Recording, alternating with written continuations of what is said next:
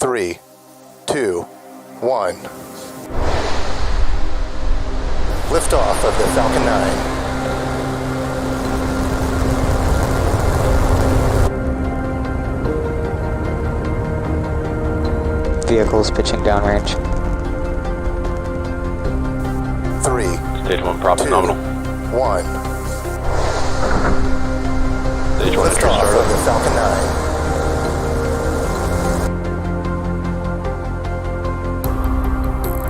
Stage 1 is transonic. Stage 1 landing weird startup. Stage 1 landing leg deploying.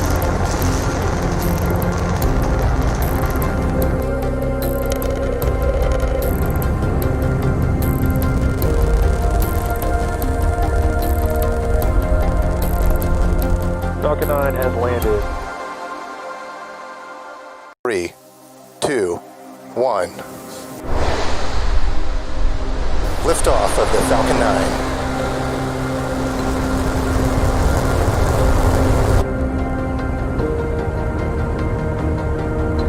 Vehicles pitching downrange. Stage 1 prop is nominal. Stage 1 entry startup.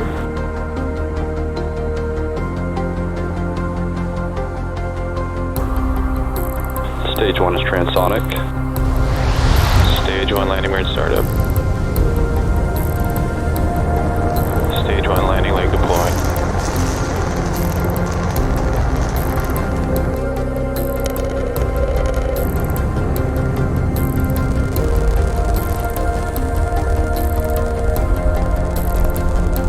Falcon 9 has landed.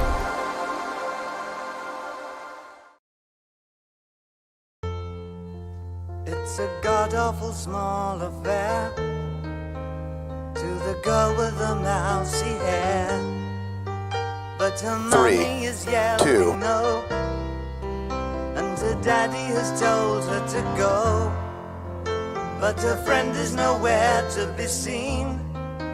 Now she walks through her sunken dream to the seat with the clearest view, and she's hooked to the silver screen.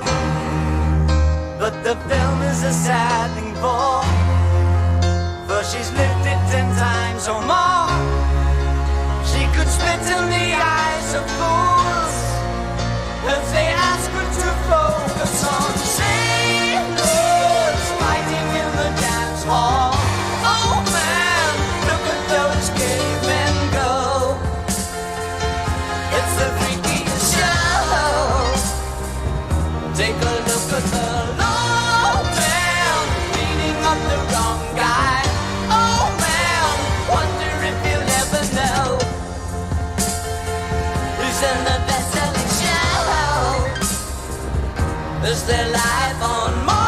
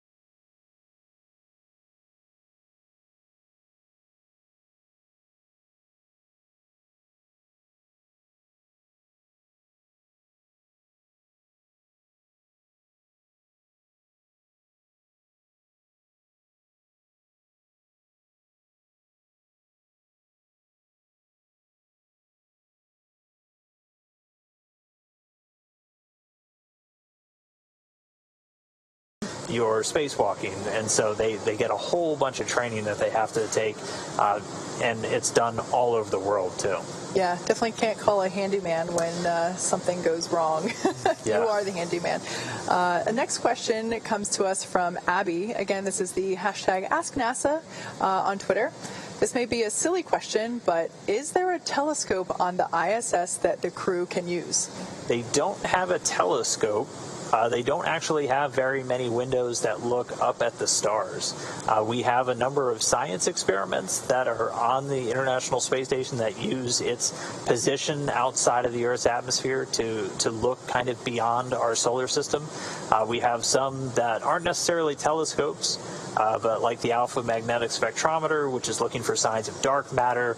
And then we have one that was a Japanese payload. The name is escaping me, but it was essentially looking for pulsars throughout the universe, and was really cool. It was essentially developing a futuristic version of GPS, where it was looking to develop a system or a map where you could use pulsars, some of the brightest objects in the universe, to navigate.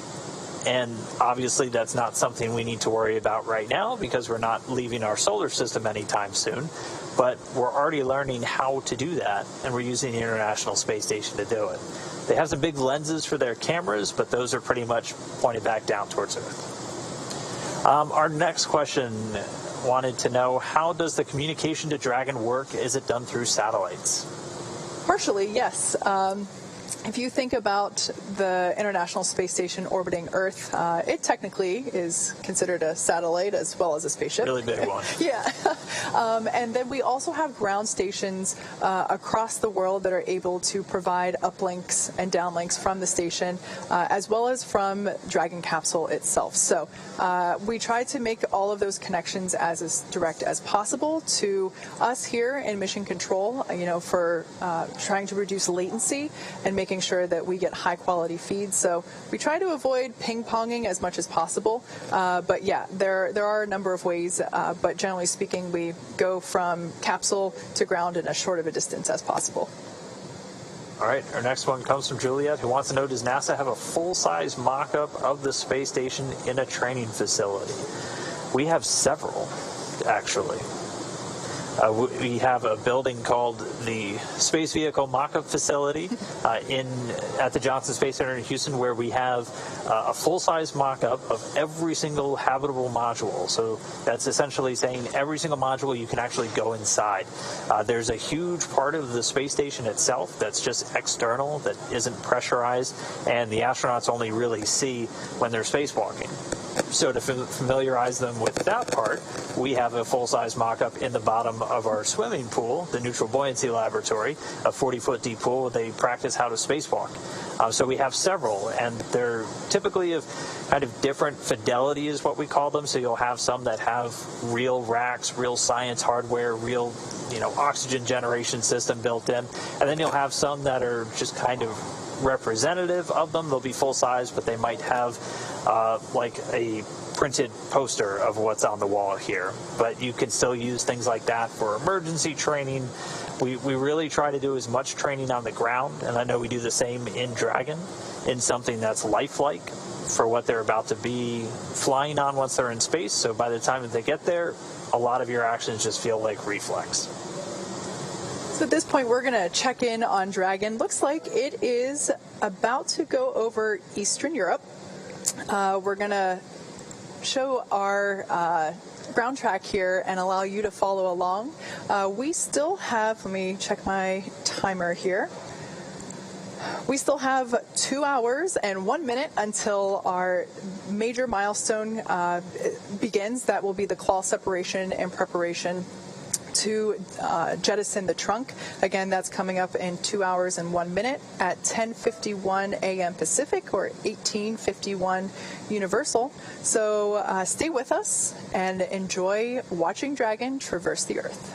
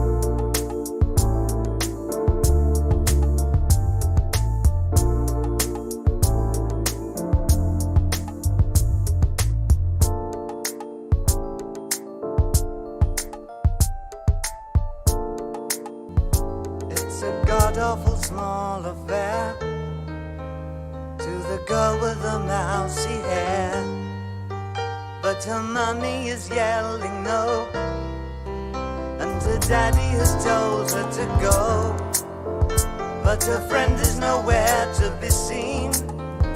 Now she walks through her sunken dream to the seat with the clearest view, and she's hooked to the silver screen. But the film is a sad thing for she's lived it 10 times or more. She could spit in the eyes of fools if they ask her to focus on sailors fighting in the dance hall. Oh man, look at those gay men go. It's the freakiest show. Take a look at the low man beating up the wrong guy. Oh man, wonder if you'll ever know who's in the best-selling show. Is there life on Mars?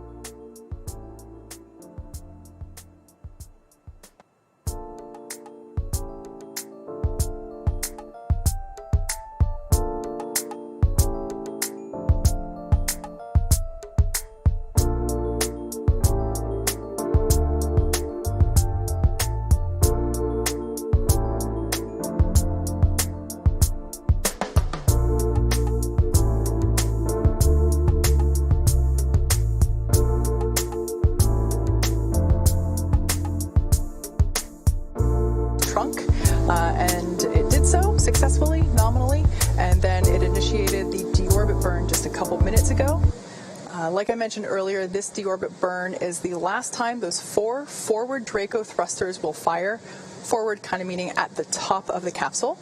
Dragon Endeavour has not yet entered Earth's atmosphere, but this deorbit burn is what will line the vehicle up and put it on its final trajectory to the landing site in the Gulf of Mexico. Right now, although we can't see it at the moment, Bob and Doug are using their screens to keep tabs on the burn duration, Draco thruster firings, and trajectory details such as entry angle, capsule perigee, and how much distance is remaining until that deorbit burn terminates. So Dragon is flying itself, so all they really have to do is stay strapped in their seats and keep tabs on things.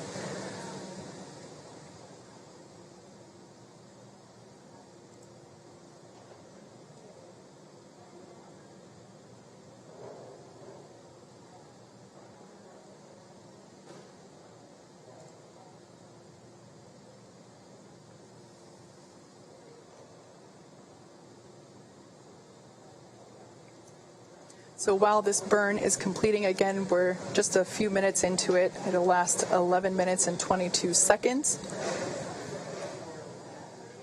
We have a couple more events coming up afterward. In let me check my timeline here real quick. In just under 44 minutes, we will have the initial parachute deployment. So that is essentially when we will be deploying the drogue parachutes, the small parachutes that are designed to further slow down the capsule as it is re-entering the atmosphere, as well as stabilizing it. And then a minute after that, we will deploy the drogue parachutes, and that is targeted for 11:44 a.m. Pacific, 18:44 Universal. And then just a couple minutes after that, we will have splashdown. So again, that's all in just under 44 minutes. Right now, we are performing the deorbit burn. We've got a little over 7 minutes left in this burn. And the only performance call we've gotten so far is everything's still looking good with the propulsion system on Dragon. Once this burn completes, we will have kind of a couple minutes, about 3 minutes to catch our breath before things pick right back up and we get the nose cone closed. And then there'll be a bit more of a gap, and at that point they will maneuver Dragon to its entry attitude, essentially heat shield pointed down and into the line of velocity, and that heat shield protecting them from the heat of re-entry. Temperatures getting up to about 3,500 degrees on the Dragon spacecraft, but everything looking good. We're about 5 minutes into this deorbit burn. Again, it started right at 10:56 a.m. Pacific time, 17:56 GMT. Dragon was flying about 260 statute miles just off the southwestern coast of Australia.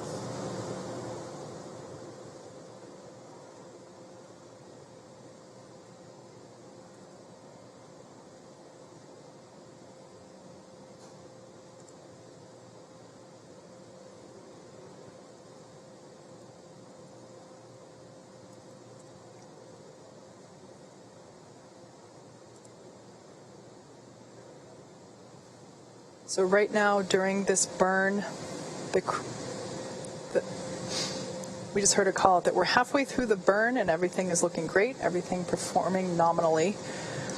During this burn right now, Bob and Doug are currently monitoring the deorbit tool, which, like I said earlier, captures things like the perigee, the reentry interface, how much distance remains before the burn itself is terminated.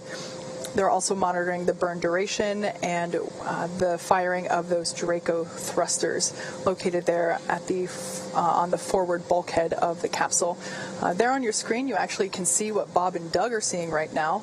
That is that tool on their screen. So on the left and the right of the center screen, that is the deorbit. That is the deorbit monitoring tool.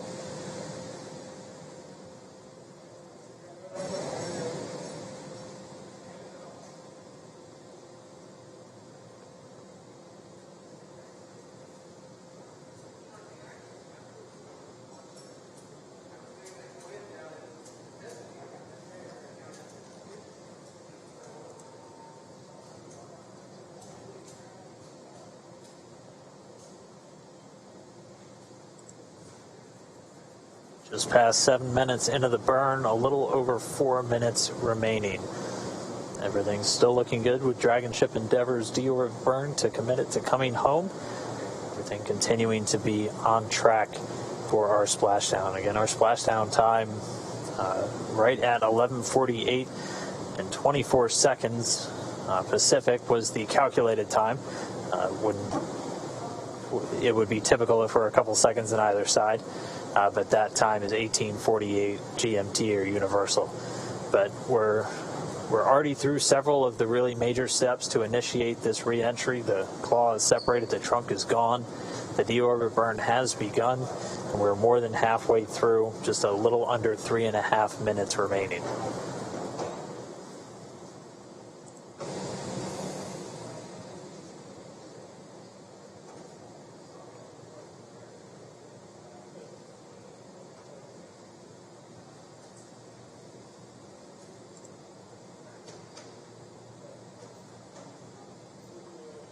There on your screen is a shot of our Mission Control Center here at SpaceX headquarters in Hawthorne, California, where the Dragon operators and mission leaders are there monitoring Dragon's progress.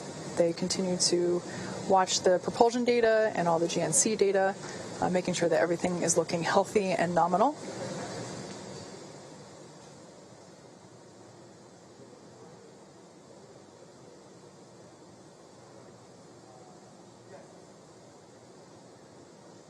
We're just about 2 minutes, 30 seconds until the end of this burn. We'll listen for the call out up to the crew on the performance of the burn, and then they'll start moving into the next steps. Again, we'll get about a 3-minute breather before the next major milestone comes up when we get ready to close the nose cone, that protecting the docking ring, guidance, navigation, and control sensors, and also these 4 forward bulkhead thrusters that are currently performing the deorbit burn during the actual re-entry process. So we are at just under 2 minutes from the conclusion of the deorbit burn.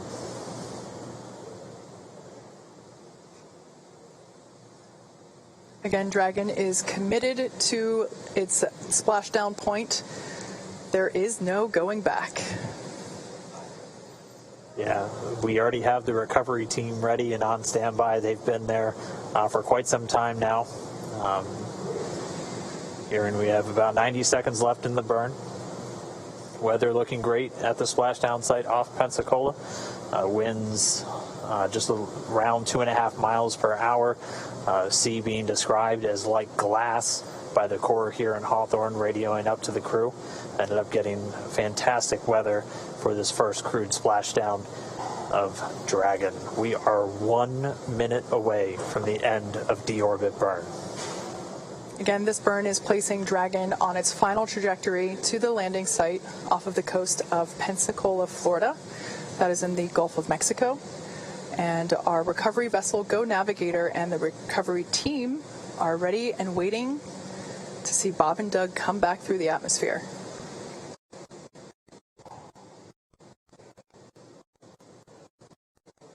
Like we said, this deorbit burn, during this deorbit burn, we're not re-entering the atmosphere just yet. That won't happen for about an hour.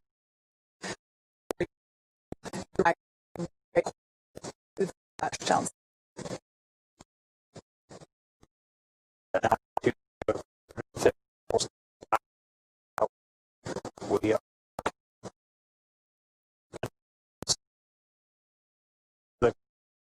on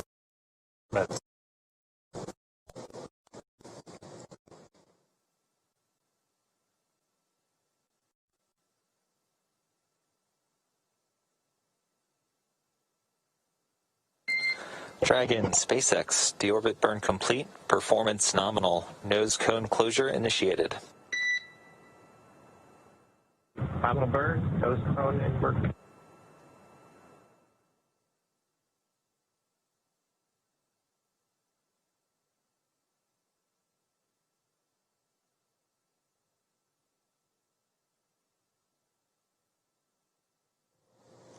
All right. Deorbit burn complete. We heard the call, nominal burn. Bob and Doug are on their way back home. This burn commits them to re-entering the Earth's atmosphere. All we have left now is to wait. That was really one of the last major moments before they start re-entering the Earth's atmosphere. We'll have the nose cone closure coming up next. That should be coming in just a couple of minutes, as we had about a 3-minute span between the end of the deorbit burn and that moment. Yeah, the nose cone is actually currently in the closing process, so it doesn't just snap shut. It does slowly close and lock. So right now, that nose cone is in the process of moving back into the closed position, and we will hear the call out for whenever it has fully closed and whenever the latches have secured. NASA and agency level review. Seeing some data, it looks like it's about halfway there. It's opened a little bit more than 90 degrees. I think the exact count was 110 degrees opening range or range of motion for the nose cone. So we're a little more than halfway now to getting that nose cone closed.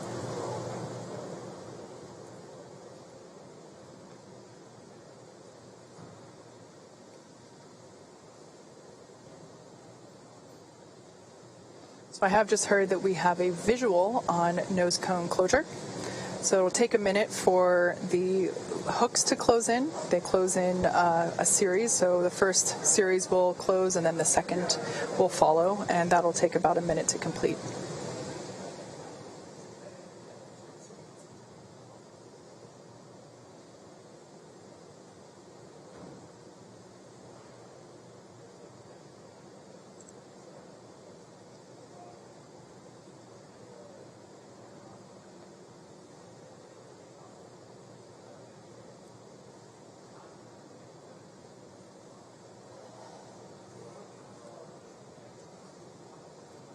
All right, well, as we just wait for the finish to that nose cone closure, we'll have a bit of time again. We'll have about 20 minutes, or a little over 21 from right now, until we really start re-entering the Earth's atmosphere. We're expecting that entry interface in about 21 minutes. And then right around that time, we'll also be looking for that blackout we've been talking about. We've had a little bit of what we call radicom at this point, so you'll hear kind of some sporadic interruptions in the audio transmission just because of how Dragon was oriented for the trunk jettison and for the actual deorbit burn. But that blackout period will be due to the plasma that builds up around the capsule, interfering with those antennas either sending or receiving data.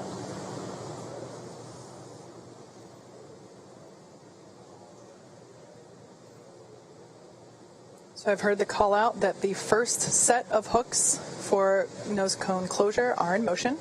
So this will complete in 2 sets. The first set is now in motion, so really good news to hear that. Everything looking good so far.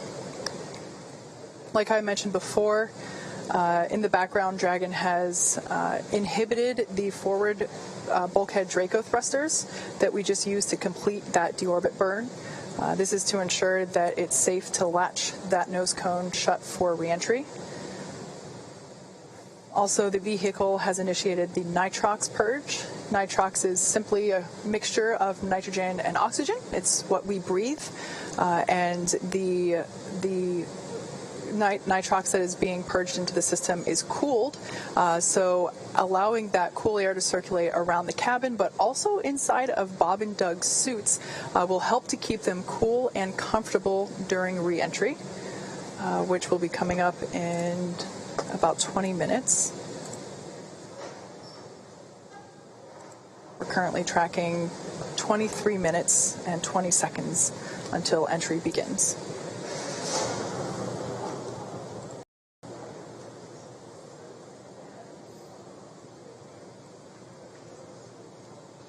So in case you're just joining us at this point, the nose cone has closed. The forward thrusters have been disabled, and we are latching the nose cone. Currently underway with the first set of hooks. The first of 2 sets.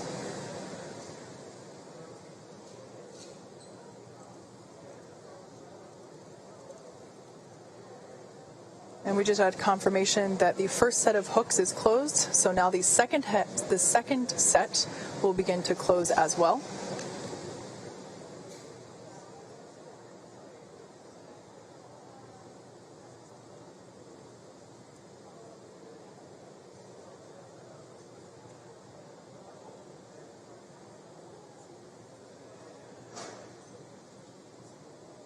As we mentioned, after this nose cone's fully closed, we'll have a couple of minutes to catch our breath again, about 20 minutes or just under 20 minutes until Dragon will start to maneuver itself to the entry attitude, essentially pointing the heat shield in the direction of travel as it's going to be leading the way through their re-entry through the Earth's atmosphere.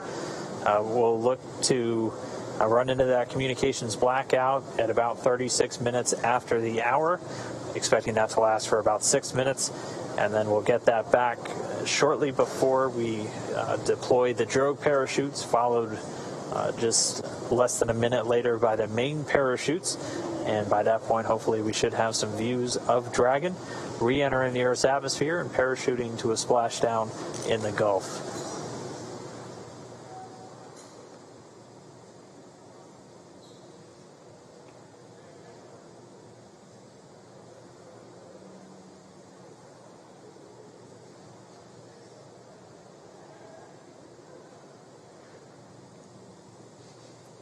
So there in the front row of Mission Control in the center, you can see CEO Elon Musk and our President Gwen Shotwell sitting side by side at those center consoles. In addition to those two, the room is filled with Dragon operators and mission leaders who are continuing to monitor the health and telemetry of the crew and the capsule. Right now, nose cone closure is underway. The first of 2 sets of hook latching has completed. And we just heard a call out that the nose SpaceX nose cone is secure for entry. Copy, we see it on board. All right, great confirmation there. Back and forth from Mission Control here to Bob and Doug up in Dragon Endeavour. That Bob and Doug have also confirmed on their displays that the nose cone has closed nominally and it is secure for entry.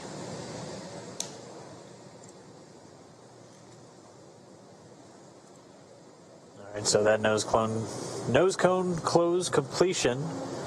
A lot of tongue twisters with this right now. Coming with Dragon still flying over the South Pacific. It is on its way home. We're going to gradually start to see its altitude dip. Right now, already only 207 miles over the Earth's surface. It was at about 260 miles when it was still over on the other side of the Pacific Ocean off the southwestern coast of Australia when it fired its engines for that deorbit burn. So its altitude going to continue to drop. Once it gets to about 100 kilometers in altitude, or about 62 miles, it's going to begin what's known as entry interface, and that's when it really begins to start to feel the effects of the Earth's atmosphere. Will once again be experiencing lift and drag as it's no longer in that near vacuum environment in low Earth orbit.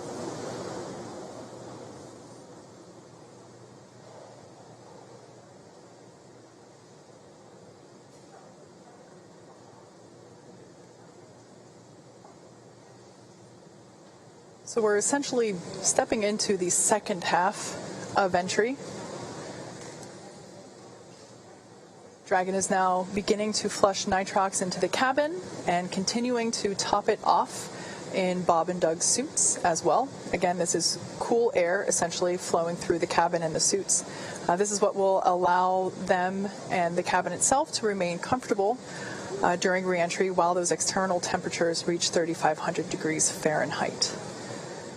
At this point in time, Dragon's orientation is such that the heat shield is pointing forward, if you will, leading the capsule toward the landing site.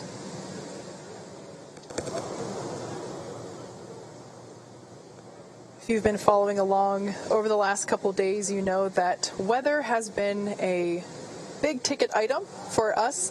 The recovery team has been busy over the last week working to determine the selection of a landing site In order to increase the options for space station departures, the team identified a total of 7 possible splashdown locations. In order to meet NASA's timeline requirements for crew recovery, these potential splashdown locations have to be close to a port, and they have to be close to medical facilities. So with all of that in mind, you add the ever-evolving weather conditions of Florida, but also that tropical storm Isaiah that was moving through. And it's easy to see how determining that landing site is quite a complex process. Since Dragon is capable of splashdown on either side of the Florida Panhandle, we in fact have 2 identical and fully equipped recovery vessels ready to support. One in the Gulf of Mexico, which is what we're utilizing today, Go Navigator, and the other located off the east coast of Florida, able to service landing sites in the Atlantic Ocean. That one is Go Searcher. Like I mentioned, today we'll be splashing down in the Gulf of Mexico, just off the coast of Pensacola, Florida. Go Navigator, that recovery ship I just mentioned, is in place and ready and waiting for Bob and Doug.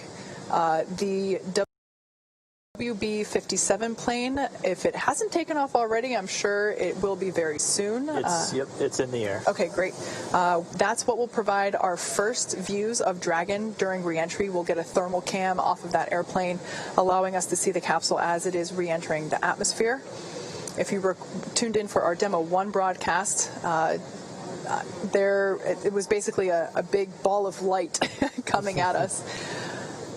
We'll also have cameras on board the recovery vessel, so as Dragon gets closer and is deploying those parachutes, we will also be able to have hopefully some really clear footage of that all occurring as well.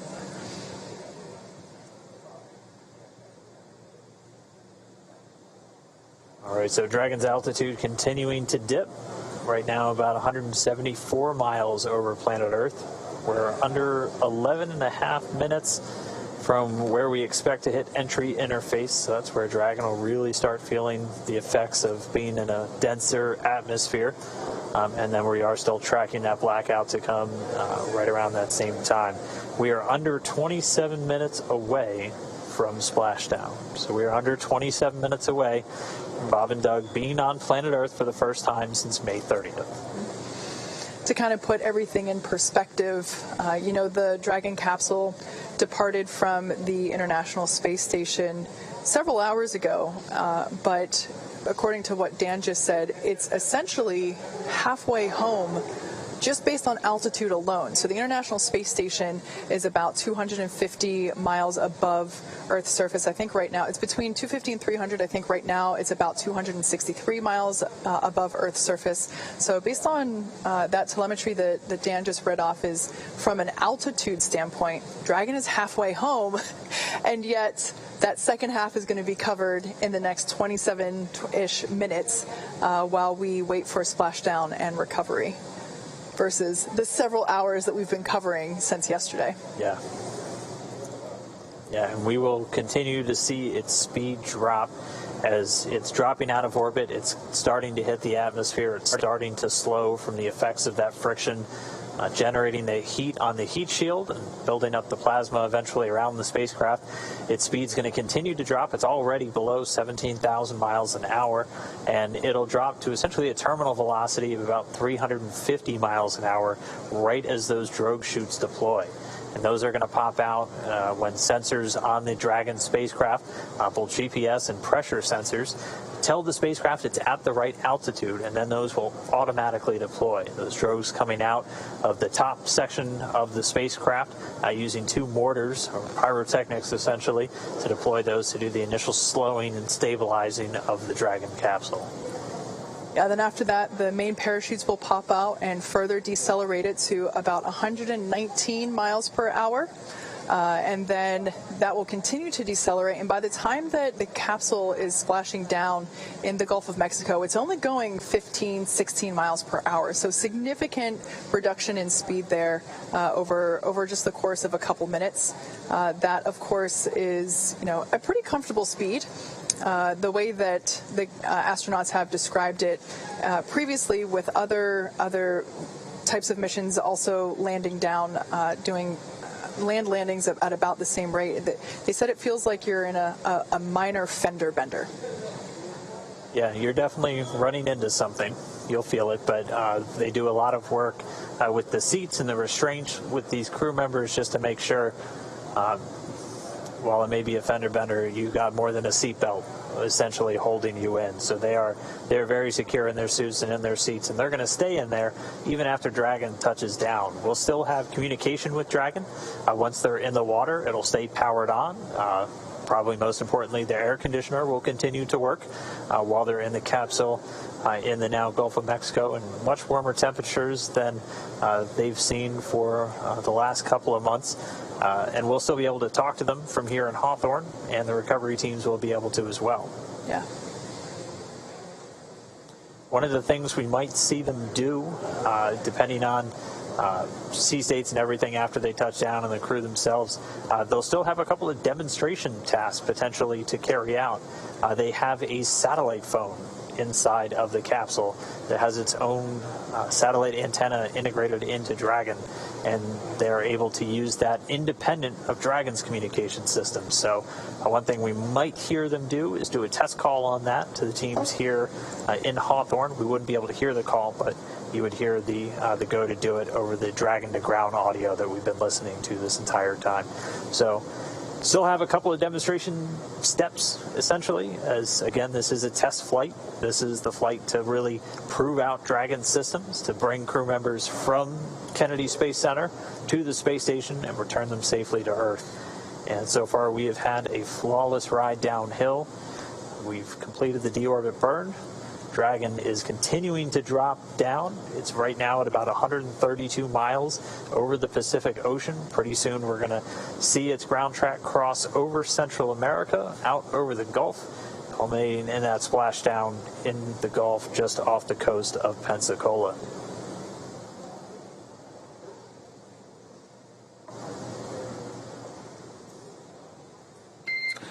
Dragon SpaceX for entry brief. Go ahead. Okay, Doug, we have no update to timing because the burn went great, and your vehicle is still looking really good for entry. No health issues at this time.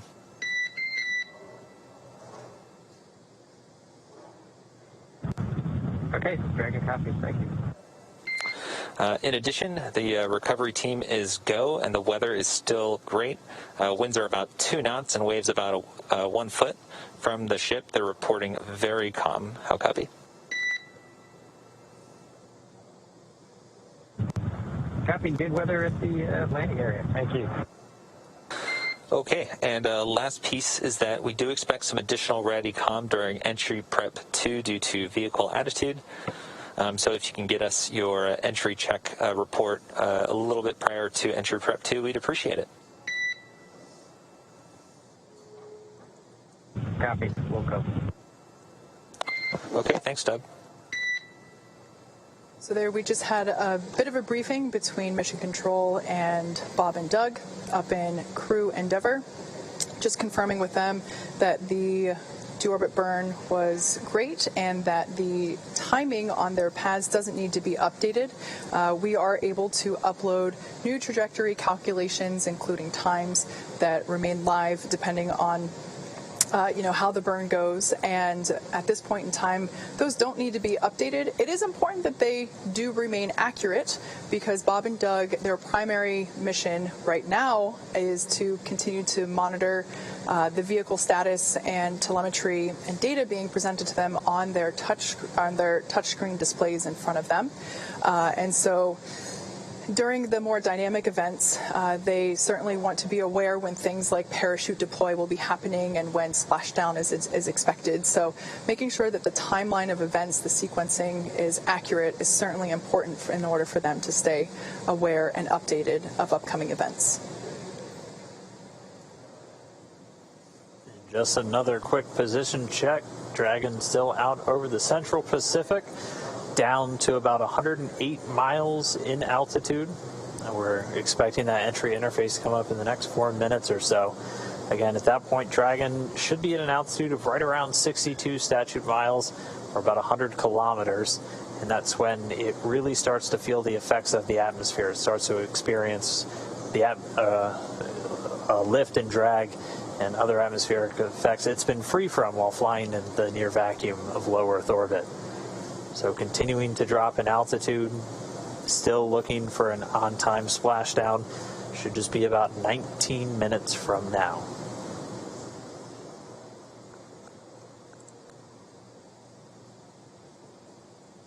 And just a reminder, we do have that blackout period coming. So as they continue to dip in the Earth's atmosphere and get lower and lower, the atmosphere gets thicker and thicker, and it's going to generate more and more heat, eventually heating up the outside of Dragon to 3,500 degrees Fahrenheit.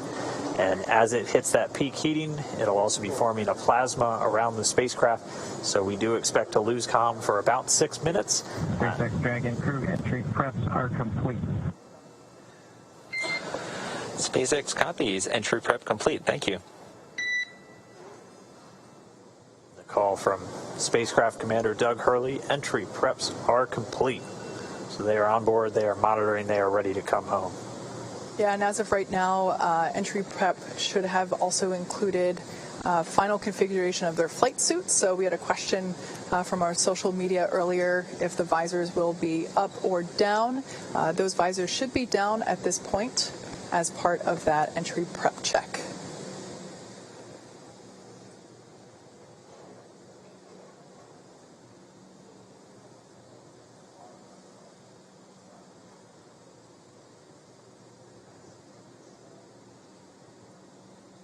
In that last briefing, we also heard that the weather is looking good. In a previous report, the phrasing was, "It looks like glass." And that is certainly ideal for a water splashdown. That being said, the recovery timeline, Bob and Doug should be out of the capsule within an hour after splashing down. So good to hear that the weather is good. We saw blue skies and a couple of white fluffy clouds out there in the Gulf of Mexico as we got views from our recovery vessel Go Navigator.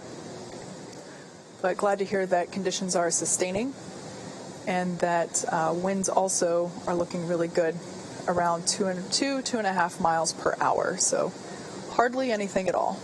Really couldn't ask for better conditions for a splashdown day. We kind of threaded the needle once again, almost like we did on launch with the weather today. Your upper limits for wind were about 10 miles an hour, so we're well below that threshold for a splashdown today. The Dragon coming up on 82 miles in altitude, continuing to dip down. We're expecting that entry interface to start pretty soon, where the vehicle itself's really going to start heating up. It's going to continue to use its Draco thrusters to maintain its attitude as it continues through the Earth's atmosphere, and we'll have that comm blackout coming up in just a couple of minutes as well.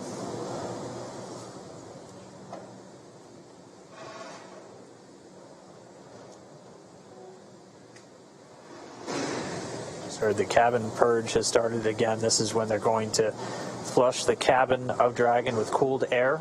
They're also going to do a suit purge, running cooled nitrox through the suits for Bob and Doug just to keep things at a comfortable temperature for them as the capsule goes through the re-entry and starts to heat up.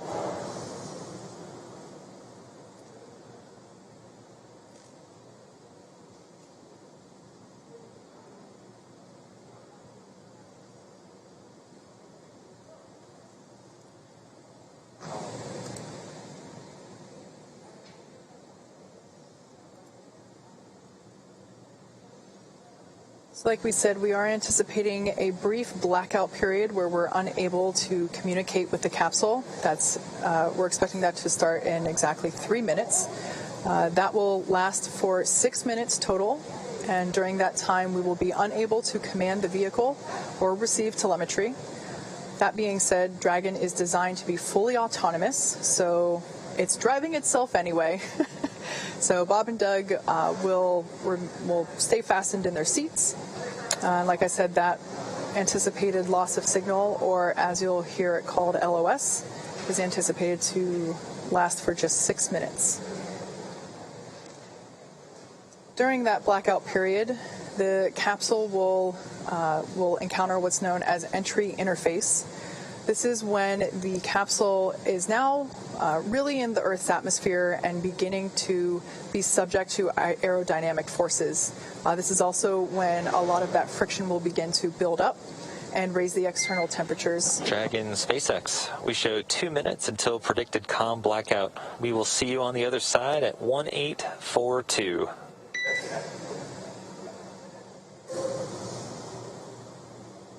Dragon copies 1842. We'll talk to you then. So there's that heads up communication from Mission Control to Dragon Endeavour, confirming that comms blackout. Like I was saying, during the blackout, the Dragon capsule will be going through entry interface, where it is encountering aerodynamic forces, really starting to build up the external temperature and that external temperature will reach about 3,500 degrees Fahrenheit. However, the interior of the cabin is environmentally cooled, so Bob and Doug should remain comfortable during their descent. There will be cool air flowing not only through the cabin itself, but also through their suits. The suits have sensors on them that are able to detect the temperature inside that suit, and once that sensor reads that it has reached the maximum temperature threshold, it'll flush the suit with some cool air and really circulate and cool it down.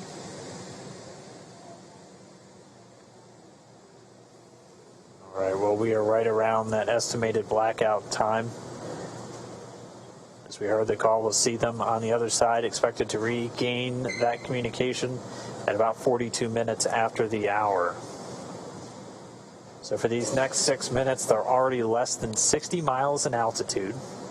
And this is when the capsule is really heating up during that reentry, reaching temperatures of around 3,500 degrees Fahrenheit. As again, you're essentially hitting the atmosphere more than 17,000 miles an hour, and the friction building up that plasma around the spacecraft. And that's what's going to prevent us from talking to Bob and Doug or getting data back from the spacecraft for the next 6 minutes. Its flight computers are in control, though. It's going to continue to maintain its appropriate trajectory and attitude, having attitude determination devices on board the capsule, not reliant on communications with satellites.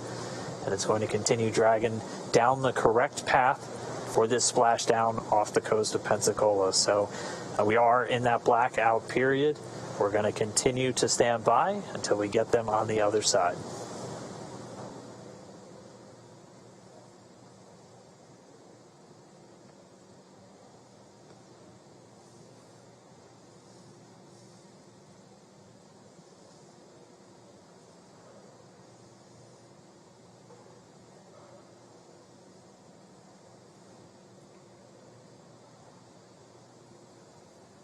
All right, and just about 2 minutes after we get acquisition of signal, AOS, back with Dragon, we're going to be looking for those parachutes, and we should hopefully be getting some views from a couple of our assets out at the landing zone, including our WB-57 high-altitude research plane, which is going to be relying on Dragon's telemetry to actually lock onto it in the sky and give us an infrared view of the capsule during the final stages of reentry. We're going to be looking for the drogue deploys at about 44 minutes after the hour. Those will be 2 drogue shoots that are going to come out when the vehicle is still moving at about 350 miles an hour. And it'll be at an altitude of about 18,000 feet. They'll come out and do some initial slowing and stabilization of the spacecraft, and then less than a minute later, they'll detach, and the 4 main parachutes will deploy. You'll see them come out and look kind of closed up initially, and then they'll do what's known as reefing, opening up in really 2 different stages just to minimize the immediate loads on the parachutes themselves. Those main parachutes will come out at an altitude of about 6,500 feet, with Dragon already slowed down to 119 miles an hour, and they'll do the rest of the slowing the whole way down until we splash down in the Gulf of Mexico. We should be 10 minutes away from splashdown.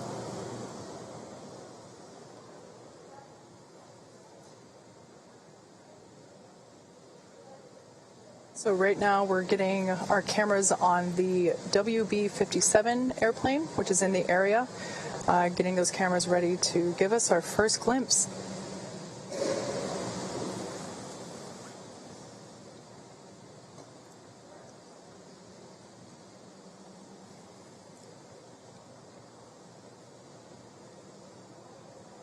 We should still have about 3 minutes left, a little less than 3 minutes, until we anticipate reacquiring our signal and our connection with Bob and Doug in the Dragon spacecraft.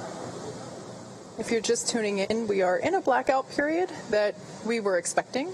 This blackout period will last a total of 6 minutes, and we're about halfway through there now.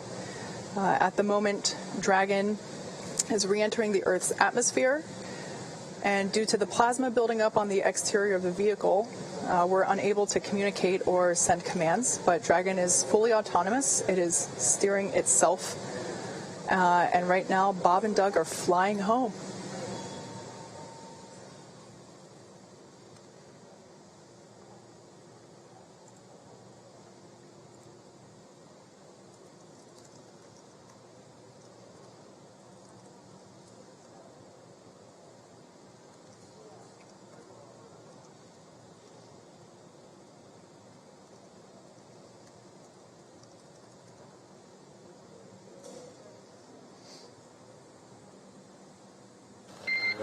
Dragon SpaceX comm check.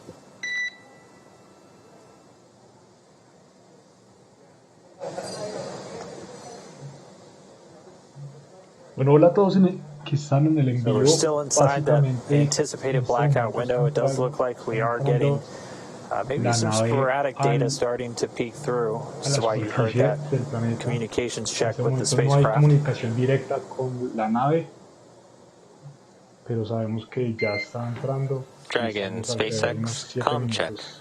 De aterrizar. Más adelante podremos ver los videos. Roger, has you loud and clear. We're about 3.9 Gs. Copy, we've got you 5x5 as well, Doug. Looking good, and you can expect an automated chute deployment. Copy. It'll choose the flight.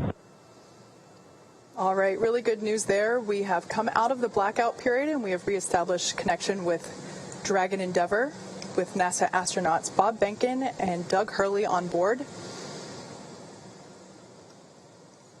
Ya se pudo tener comunicación. Cuando escuchen ese pitido es cuando están hablando con la nave. We were able to reacquire that communication a little bit earlier than expected, and now we are just waiting. We should just be about 2.5 minutes away from that initial drogue chute deploy. Yeah, 2 minutes and 26 seconds. A GPS has converged. 2 minutos y 26 segundos. Copy that. You may have heard earlier that Bob and Doug are currently experiencing 3.5 Gs. Not too bad. That's about what they pulled during the ascent phase. Bueno, eso esperamos que Just like a mild roller esté coaster. transmitiendo el aterrizaje.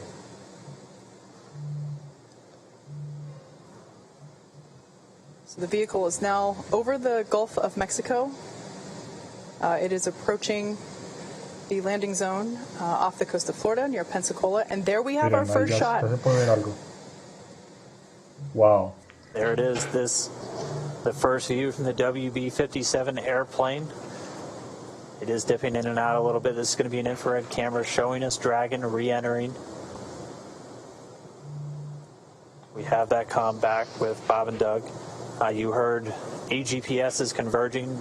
Dragon has 3 GPS units that it uses actually in the parachute deployment process as it helps, along with the pressure sensors, really give a solid altitude to the flight computers on when Básicamente these are ellos han supposed to estado deploy. haciendo vueltas, bueno, han estado preparándose We're casi standing by 19 for horas the para drogue entrar chute al- deployments. We should be just under 5 Desde el minutes día de ayer que away se desacoplaron from de la splashdown.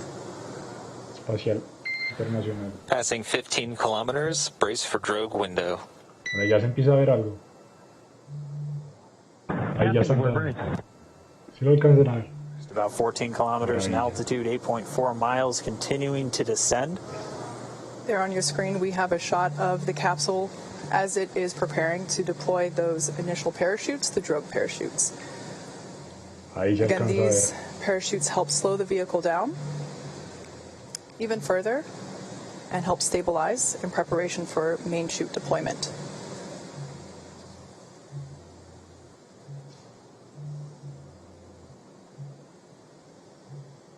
Jorge, lo que me Right about now, the capsule is going about 400 miles per hour, decelerating quickly. Sí, claro, todo ese trayecto viene siendo la órbita que tiene que hacer. And standing by for drogue deploys. Miren, ahí ya. Ahorita abre el bueno, creo que ya tienen paracaídas, ¿no? Visual, 2 drogues Sí, out. ya los abrió. There on your screen, we have visual confirmation of those 2 drogue deployments. Abrió paracaídas. All right, so 2 of 2, the drogues now out. They're going to do their slowing and stabilizing of the Dragon spacecraft. They should be detaching in just a few moments, and then we'll see 4 parachutes, the main parachutes deployed. Dragon under drogues. Drogue descent rate nominal.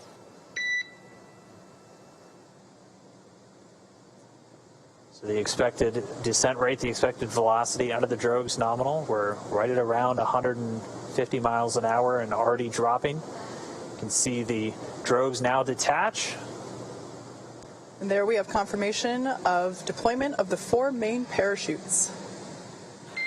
We are visual on 4 chutes out. We are visual. 4 main parachutes deployed. 4 main.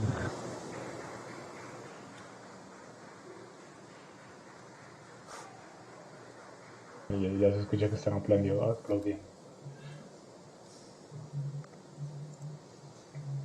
So at this point, the main parachutes have deployed. They are inflating, as you can see there on your screen, continuing to slow Dragon down significantly. We are anticipating splashdown in just under 2 minutes and 30 seconds. And we've already slowed the vehicle down to about 16 miles an hour. It's already less than a kilometer in altitude. Van a una velocidad alrededor de 16 millas por hora.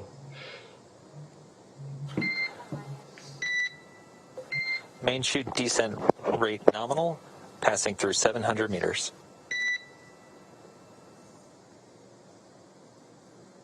So at this point, Dragon has saved all propulsion systems on 600 board. meters. 600 meters. And we're 600 meters above the Gulf of Mexico. Arriba del Golfo de México. Could be approximately a minute 30 from splashdown. Alrededor de un minuto Mission para control team here in Hawthorne has reported the precise landing coordinates to the recovery team. They are standing by, ready to go get our space dads. 100 meters.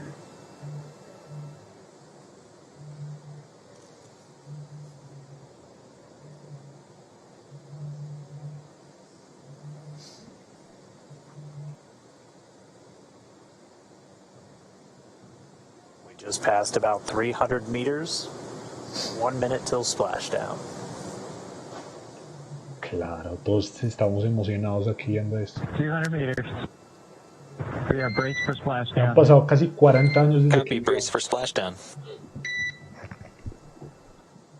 esto es histórico. So there we heard Bob and Doug reporting that they are bracing for a splashdown. ¿Qué significa esta prueba? Básicamente, Should be able to SpaceX es see, una empresa privada Gulf of y lo que Mexico están here haciendo en in este the momento shot es just haciendo momentarily, pruebas de as we're now just about una 20 nave meters espacial que se off pueda the reutilizar. ocean. Es decir, que, por ejemplo, esta cabina donde están los astronautas en este momento, esa cabina se puede volver a utilizar. Splashdown. As you can see on your screen, we have visual confirmation for splashdown. Splashdown es el amerizaje. Es el método para aterrizar usando paracaídas para un objeto que viene del Dragon Endeavour has returned home. arriba de la atmósfera. NASA astronauts Bob and On Doug. behalf of the SpaceX and NASA teams, welcome back to planet Earth, and thanks for flying SpaceX.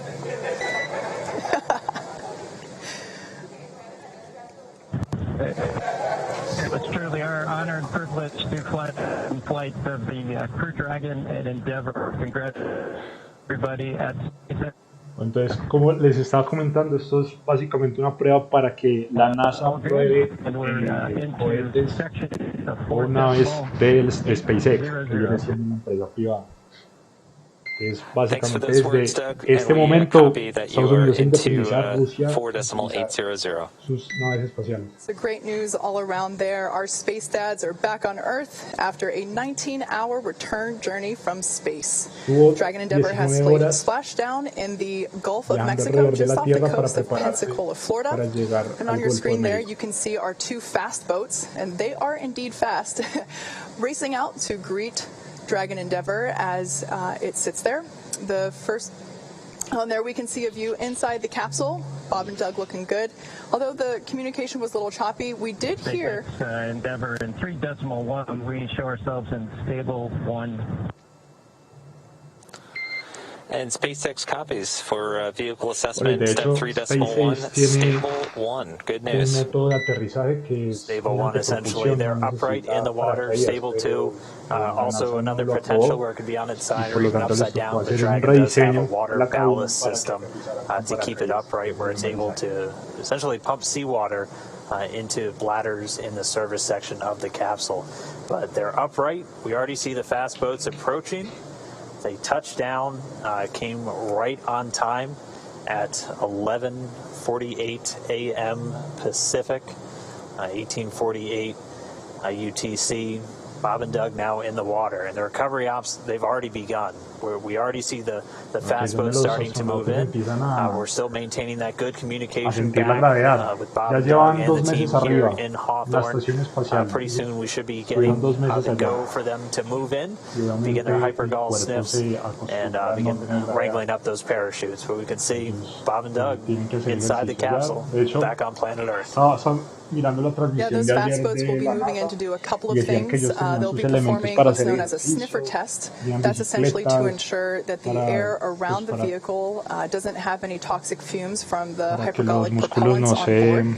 So once we get the all clear from there, the water recovery lead will give the go for approach, and that's when the first fast boat will actually approach the capsule, hopefully give a little wave to Bob and Doug through the window, and one of the crew members will, one of the team members will actually climb on top of Crew Dragon and begin to place the rigging equipment necessary to hoist Dragon out of the water.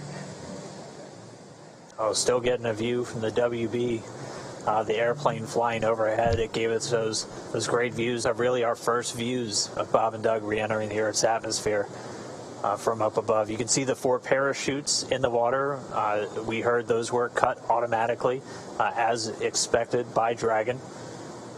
So for now, the crew just standing by. Again, they're going to stay in their suits, in their seats. We're waiting for all these initial checks. Dragon, SpaceX, comm check. Loud and clear, how else? Loud and clear as well. Just wanted to verify a quick comm reconfiguration. Thank you.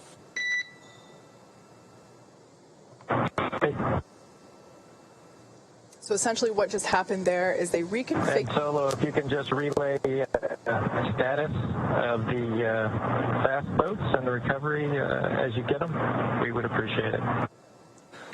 You bet. Absolutely, Doug. Wilco.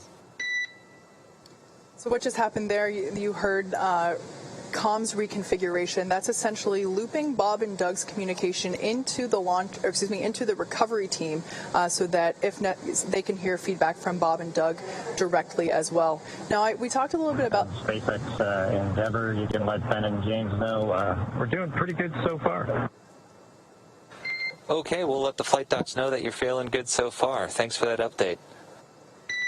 Really good news there to hear that they're feeling good, and they can let the flight surgeons know that all is well inside Dragon Endeavour. All right, and it sounds like we do have one of our folks that's on location there with the recovery forces, NASA's Brandy Dean. She's joining us by satellite phone. Brandy, if you can hear me, I mean, what is it like right there in the water? What was it like to watch Dragon rear, watch them splash down for the test objective? So stand by at the console once we get it up and operating. I'll let you know. Okay, SpaceX copies. We'll be ready for that in just a couple minutes. We should have the go for you in just a moment. Please stand by.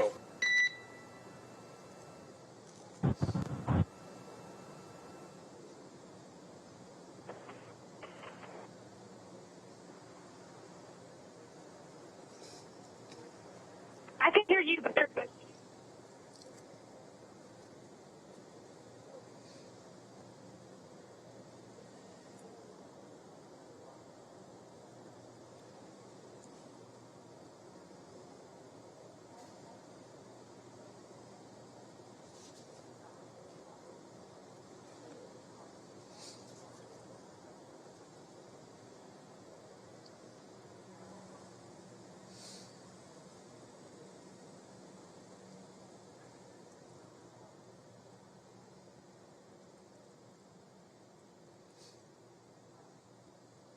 Bueno, continuando con lo que les estaba comentando, There in the center of your screen, Dragon lo capsule principal waiting for the fast boats to approach o lo importante and begin the esto rigging tan process. And there on the left-hand side of your screen, we can see that second fast boat come into view. Dragon SpaceX, we are go for recovery personnel to approach. Expect personnel alongside in just under a minute. Dragon copies. Thank you. All right, so they're starting to move in. As Kate just said, that first boat's going to go in, sniff around the capsule for any traces of hypergulls. The second one's going to start rounding up the parachutes, which we're getting some really cool views from the WV-57 still flying overhead. Looking down, you can see the parachutes in the water, and the second boat start to gather them up.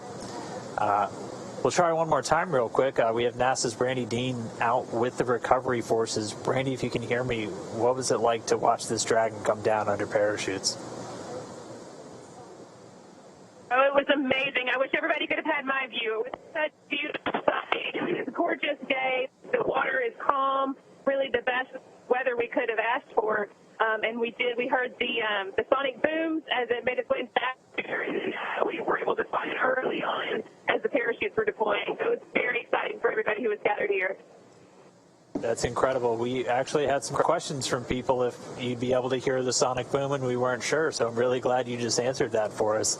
I mean, we talked so much about the weather. You said it looks great. What was it like on the ride out there? Has it just been kind of clear skies and clear seas the whole way?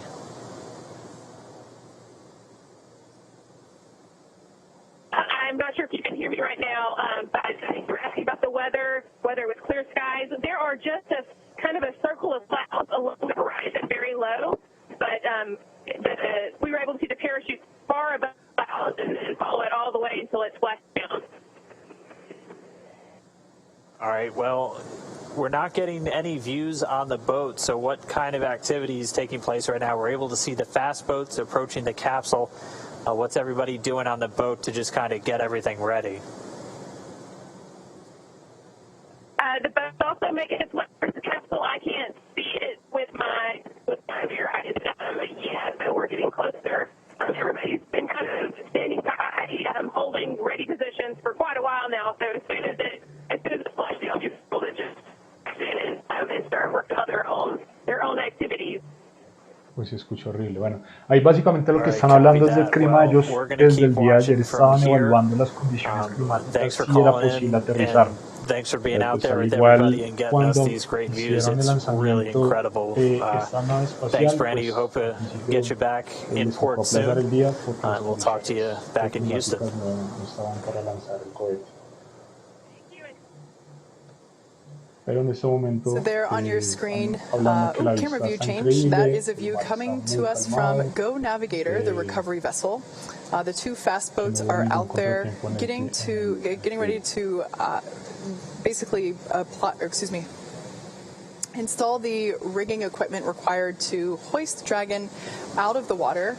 The other fast boat is actually collecting the parachutes from the water. We definitely want to bring those back on board with us. But shortly here, we should actually see one of the team members crawl up onto the side of the capsule in order to install the rigging, like I mentioned. That particular team member is highly experienced and highly trained.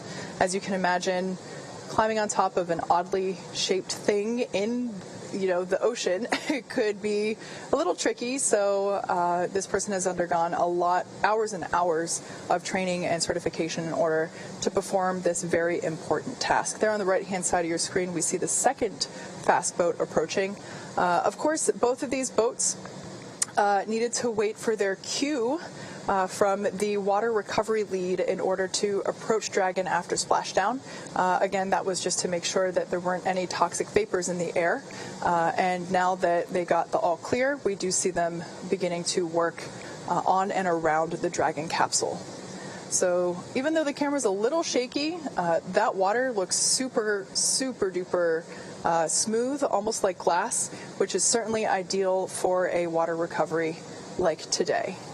Yeah, got to remember that this is a view from the main recovery vessel, which was still a few miles away from the splashdown Dragon point. SpaceX. We have hypercrawl sweeps and unfired ordnance checks nominal. Rigger is on board the vehicle. About 5 minutes until capsule lift.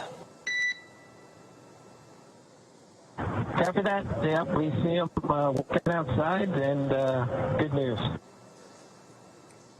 All right, confirmation there that all of those hypergolic vapor tests came out positive, or rather negative, which is a positive thing. So the team was able to approach, and now the crew member that is installing the rigging is on top of the capsule. It's difficult to see there because the slower vessel, the primary recovery ship, is a little further away. But as we heard, it's just a mere 2.5 minutes until they will be hoisted out of the water.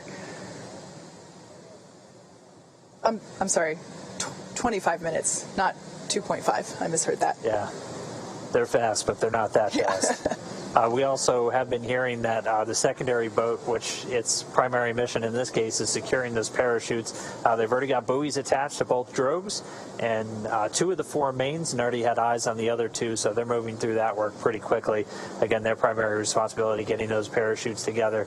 The drogues detaching from the spacecraft right before the deployment of the mains automatically detaching immediately as Dragon detected splashdown. All of that happening right per the timeline.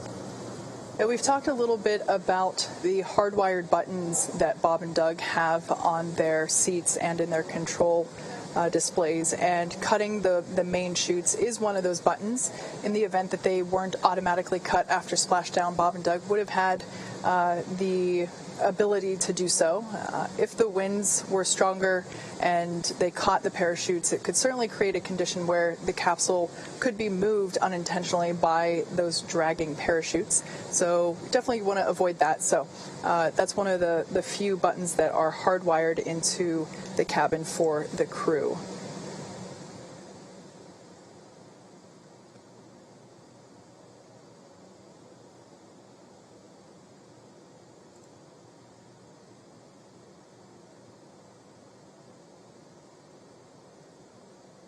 And again, right now we're expecting about 20 minutes for the main recovery vessel to go Navigator to reach Dragon.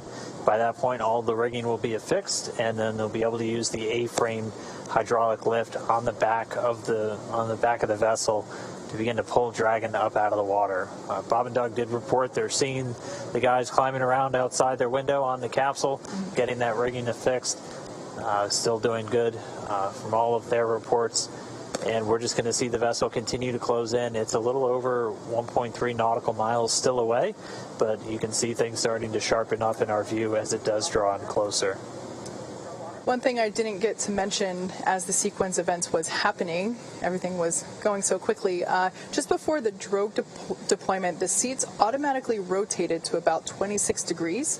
And so if you think back to when we saw Bob and Doug while they were still on orbit and during the deorbit burn and all their departure burns, they were actually laying closer to on their backs at the 40-degree position, where essentially they were looking up at the top of Dragon capsule, like their stomachs were facing the top nose cone there. At this point, the seats would have rotated, so they're in a little bit more of an upright position. That's done to ensure that the loads experienced from landing are, doesn't hurt them. So at this point, they are not really laying on their backs in the ocean. They are seated upright a little bit, which would allow them to have a better view of the team working to install the rigging equipment.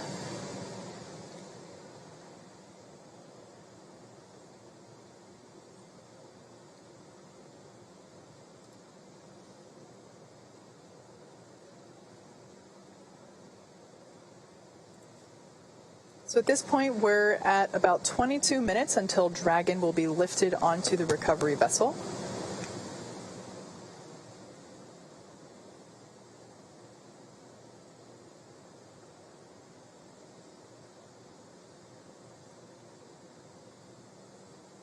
Bob and Doug are still strapped into their seats, kind of like an airplane. They say, do not unbuckle your seatbelt until the captain determines that it's safe to do so. They will remain in their seats throughout the entire recovery process, essentially until it's time to get them out.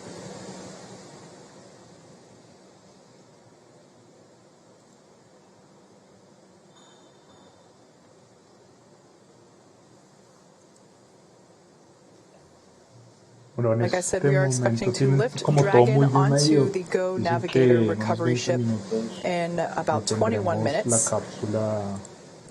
And then in 28 minutes, we will be opening that hatch and beginning crew egress, also known as exit. And we did hear the rigging is pretty much complete, so right as they arrive there at the capsule, the main recovery vessel will be able to begin getting it up out of the water.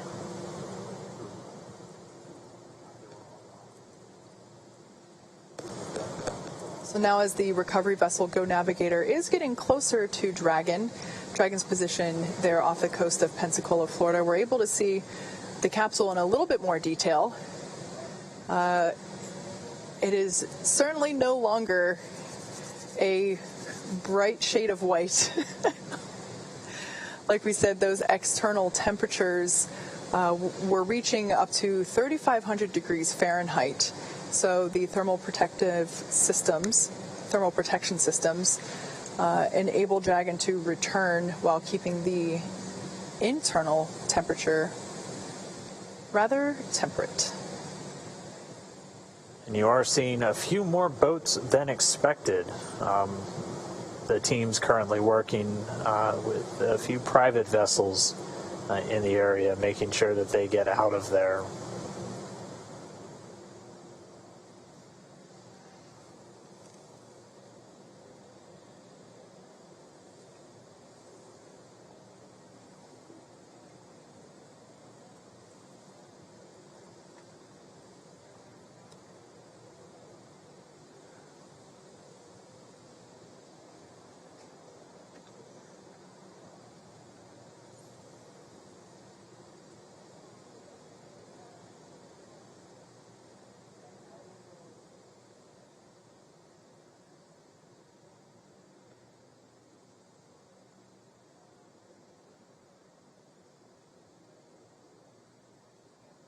And now we see one of the SpaceX fast boats moving in.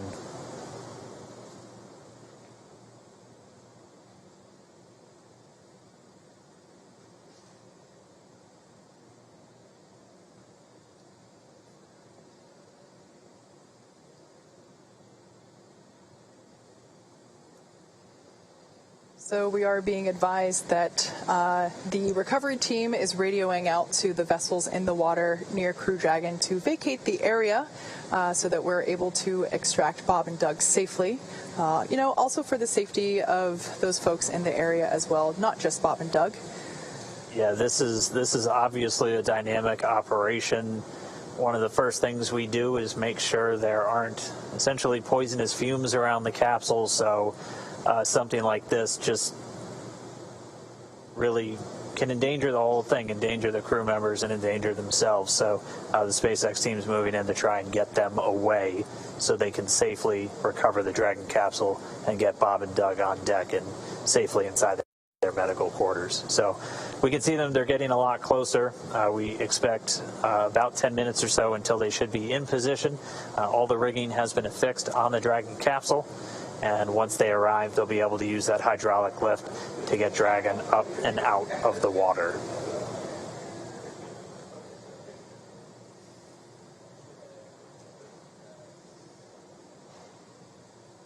So the recovery vessel Go Navigator is getting closer and closer to Dragon Endeavour as it awaits its recovery, or as it awaits to be hoisted out of the Gulf of Mexico. Again, we landed just off the coast of Florida near Pensacola. Maybe next time we shouldn't announce our landing zone. Oh, there we got a shot from our WB-57 plane. It looks like that area has cleared out significantly, so that is good to see.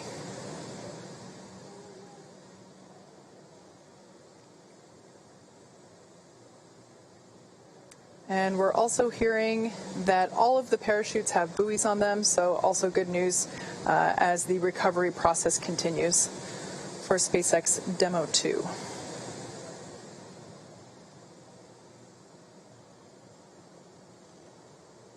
Dragon SpaceX for comm reconfig.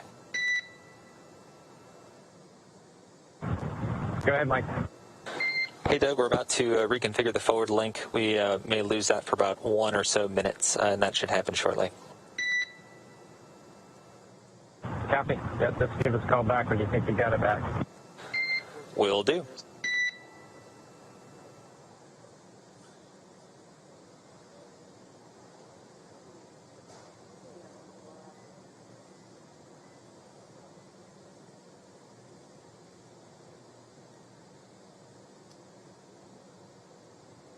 So as the main vessel gets closer, it's going to back up and get its hydraulic lift set up right next to the Dragon capsule, still in the water. Bob and Doug still inside, just waiting for that recovery. We should start the hoisting operations in the next 10 to 15 minutes. And then it'll be a pretty quick lift up out of the water using that hydraulic lift into the Dragon nest on the deck of the boat, or the ship rather. And then they'll move it underneath the helipad into essentially the crew recovery area, where they'll have a platform right up to the hatch. They'll be able to open up the hatch. SpaceX medical doctor will be the first one through the door, able to do a quick check-in with Bob and Doug on their status, and then he and the other medical doctors, flight surgeons, and trained technicians will begin to help them out of the capsule. Yeah, earlier, just after splashdown, we did hear Bob and Doug report that they were feeling good after re-entry, so that was relayed to the flight surgeon, and good news to hear. Again, this is a view coming from the WB-57 plane as it is circling the area, and we can see Dragon awaiting to be pulled out of the water. Again, we are anticipating that lift to begin in just under 15 minutes. We're approaching 14 minutes here. And then in 21 minutes, we will have an open hatch. And you can see the main recovery vessel in the top right there. That's the helipad with the big SpaceX X on top. It's now backing up towards the capsule. Certainly not to be confused with one of our landing drone ships. Bueno, básicamente lo que están diciendo en este momento es que en unos alrededor de 15 minutos, 14 minutos van a poner la cápsula en esa plataforma que pueden ver ahí. Y en los próximos 5 o 10 minutos, luego de que está en la plataforma, proceden a abrir la cápsula. Accompanied by the fast boats that are helping to bring it in closer. And there you can see a couple of the recovery team members And also just behind them, we get our first good view of the nest. Yes, so this is essentially the nest in the background there. Dragon will be hoisted using the hydraulic lift out of the water and into that nest. That nest will then be pulled towards the camera from this view, towards those individuals on that upper deck there. And that's where the Dragon SpaceX comm check. Loud and clear, Solo. How us? Loud and clear as well, and from the video, it looks like the boat is about one length away, about 5 to 10 meters, backing up to you. Copy that. Thanks for the update. All right, so good news there. We're getting ready to see Dragon to be lifted out of the water and into the recovery nest. As I was saying, that nest will be pulled towards the camera, towards the upper deck that we saw there, and that's where the medical stretchers will be waiting to assist them into the medical bays for evaluation after capsule egress. La misma plataforma van a estar It's already been 25 minutes since they splashed down. It doesn't feel like it. That was definitely the fastest 25 minutes of the day. The timeline we were anticipating was for the lifting operations to start within about 30 minutes, so we're pretty much right on the timeline still. That's been a pretty common thing so far today. You can see them with one of the fast boats getting it positioned to start moving out with the additional rigging to affix to the Dragon capsule, where they're going to use this A-frame to pull it up out of the water. And you can see the Dragon nest at the very bottom. It's that circular object with the A1 right on it. So while this is the first time we are recovering a capsule with crew members on board, the recovery team has been... And Dragon, just letting you know, we got a couple lines connected and rigging is in progress. Copy that, SpaceX. Thank you. All right there. So just updating the crew that they might feel some momentum as a couple of the rigging lines are attached. There we can actually, there's our first good shot of the individual who is placing that rigging equipment. Again, that's someone that's... Básicamente en este momento están hablando con los astronautas para decirles que están en el momento del emparejamiento con la plataforma de recuperación. Actually, in a test capsule, practicing the egress, as well as they have practiced the recovery process many times, and actually through those practice runs, they have effectively cut the recovery period in half from the initial Demo 1 mission. So it's really nice to see that the process itself, after being rehearsed and carefully choreographed, is going super efficiently. Again, safety is the #1 priority, so making sure that only personnel involved in active recovery operations are present on the deck. You may have heard us mention before that there are about 40 people on board today, but we certainly don't want anyone in danger or to fall overboard. That guy intentionally jumped. Speaking of falling overboard. De que la seguridad es primordial en este proceso, que todo está totalmente cronometrado. Hay un cronograma muy exacto y que lo están respetando. Están hablando de la seguridad y un tipo ahí se tiró de la cápsula. At this point, the communication we're getting with Dragon is actually being routed through the boat itself at this point. So there we can see the lift. Dragon is out of the water. Yeah, so now that A-frame is going to start swinging it back. Fuera del agua. And it's bound right for that nest at the bottom of your screen.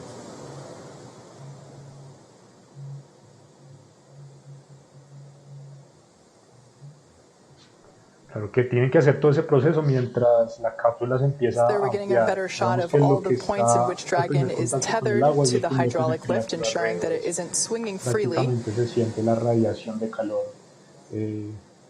cuando pues, por primera vez toca el agua, por la temperatura tan grande que tenía la cápsula a la hora de entrar a la atmósfera. Sí, severo salto que se pegó. Bueno, there we can see Dragon Endeavour being carefully set down into the recovery nest on top of Go Navigator. Cuidadosamente, pues, Dragon SpaceX, welcome aboard the recovery vessel. recovery personnel are completing Ellos final están checks and diciendo a los preparing to astronautas translate que you to the bienvenidos egress a la platform. plataforma. Ellos de hecho no pueden ver absolutamente nada, pero ellos están en constante comunicación para comentarles qué es lo que está pasando. So for the first time in 2 Ellos en months, este momento NASA están ubicados en astronauts sus Bob sillas. Behnken and Doug Hurley are on Y some bueno, sort of me ground. imagino I guess que we ya can't estamos call it prontos solid a ground quedar en la because it is cápsula. a ship. However, it is the first time that they are not in space, on a rocket, or bobbing in the ocean. So now that they're in the nest, they're going to start translating it forward, and Dragon's going to move into essentially the hangar section underneath that helipad, and then up to that recovery platform that we saw a little bit earlier. At that point, the spacecraft technicians will work to open up the hatch. As we said previously, it's a manual process with a couple of different attachments you have to engage before the hatch itself can be opened. They'll get it opened. Los técnicos And de then la base SpaceX's de la Anil Menon de la will be nave the first espacial one through the están hatchway to haciendo check in procedimientos on manuales Bob and para Doug, abrir get la their cápsula. initial health assessment, see if they're ready to move, and then we'll start assisting them out of the capsule and into that medical facility on the boat. Bueno, una vez salgan los astronautas, van a un chequeo médico.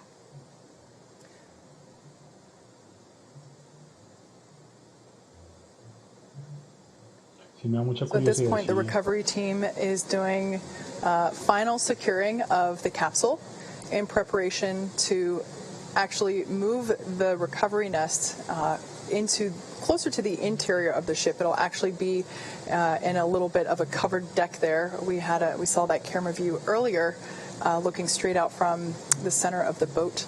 So once Dragon is secured in the nest will be translated then forward and closer to the recovery, closer to the position in which we're able to actually open the hatch. So while Dragon is on board ahorita están safely, en ese momento we're not able to asegurando la do that cápsula just yet. para llevarla al lugar donde van a abrir la Working cápsula, que to no va a ser detach some of those lines that were used to hoist it Están using the asegurándola A-frame, para and we transportarla heard that en they la should be done plataforma with y that in llevarla al just a lugar moment, donde abren and then we'll start that la cápsula, translation. para abrir la cápsula.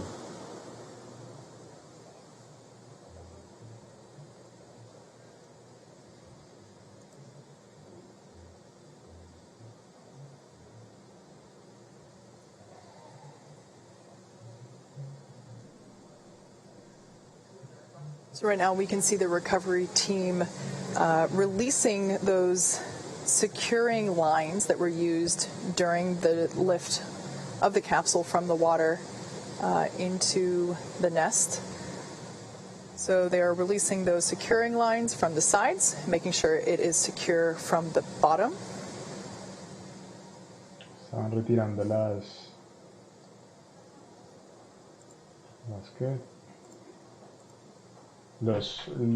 el seguro que tenía la And there we see cápsula Dragon moving para forward. Look at para that. levantarla del agua. Smooth as a Ya los Tesla, I would quitaron y say. ya les están transportando al lugar para abrir.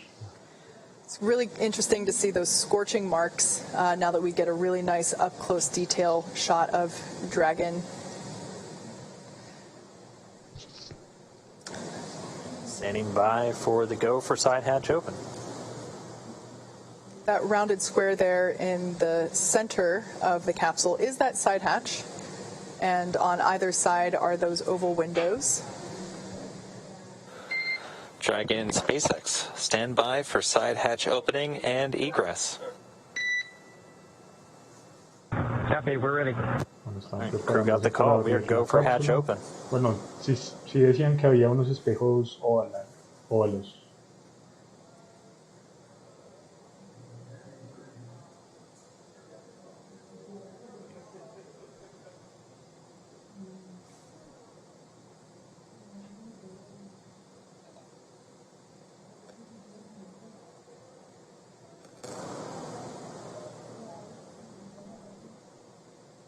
And if you look closely, immediately above the hatch, you can see the area where you can see them working in now. That's where those drogue chutes deployed from. The two circles on either side were where the mortars were. The main parachutes now hidden by the platform underneath the side hatch.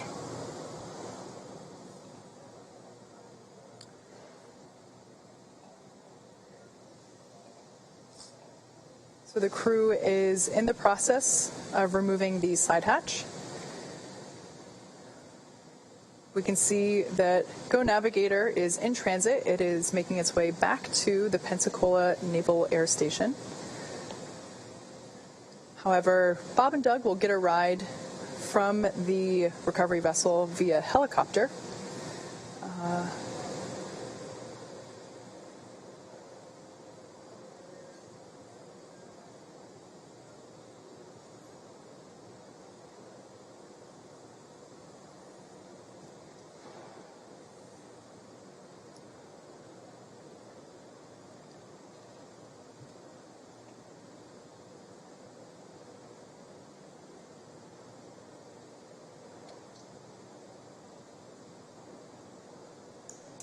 So again, we're preparing to open the side hatch, and once that is done, the flight surgeon Bueno, están preparando para abrir la cápsula. will pop his head in, do an initial check, see how Bob and Doug are doing. Haciendo los chequeos iniciales. And Dragon SpaceX, we got a slight delay due to some potential NDO hits near the side hatch.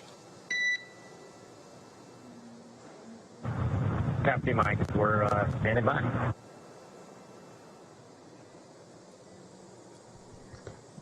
And so they're still continuing to do kind of those sniffs, so checking for any vapors or anything. So those NDO, it's NO2, nitrogen dioxide, primarily can get detected in the air from the burning of fuel.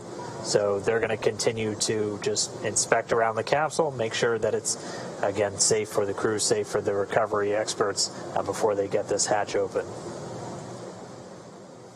But again, moving right along the timeline, it's since they splashed down at 11:48 a.m. Pacific.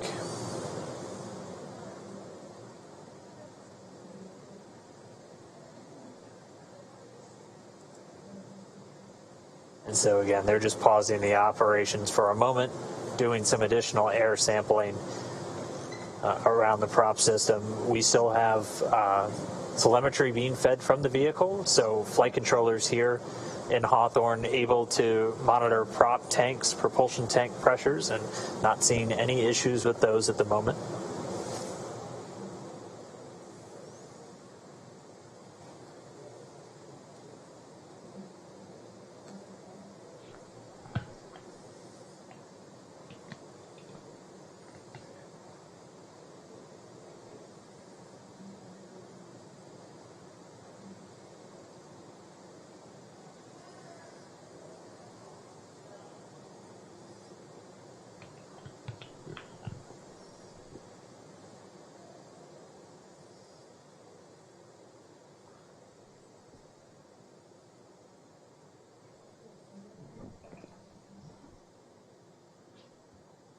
So again, just a short pause in the operations as, again, they're just sniffing around the capsule, making sure we don't have any readings that might indicate a fuel leak or anything around the vehicle.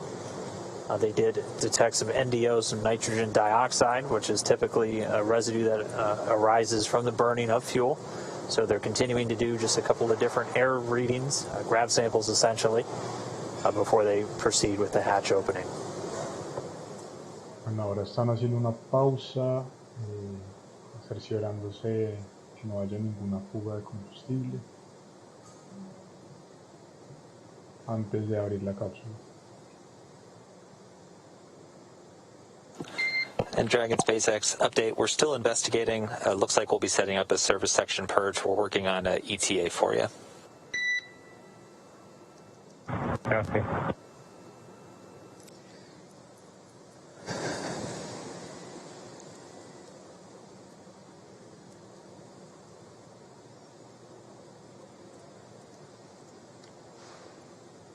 Bueno, ahí ya.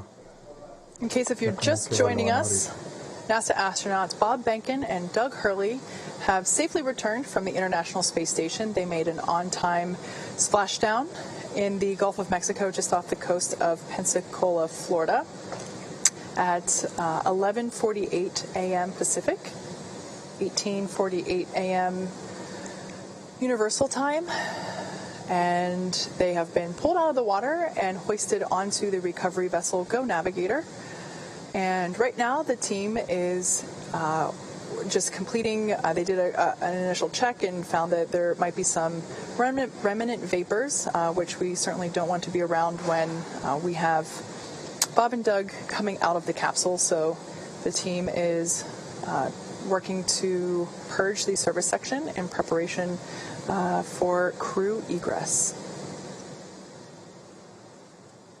Just a little commentary on the hatches that we've been talking about. So while Dragon's top hatch is used to connect to the International Space Station, that's the one that's located under the nose cone, which is currently hidden there at the top of the capsule.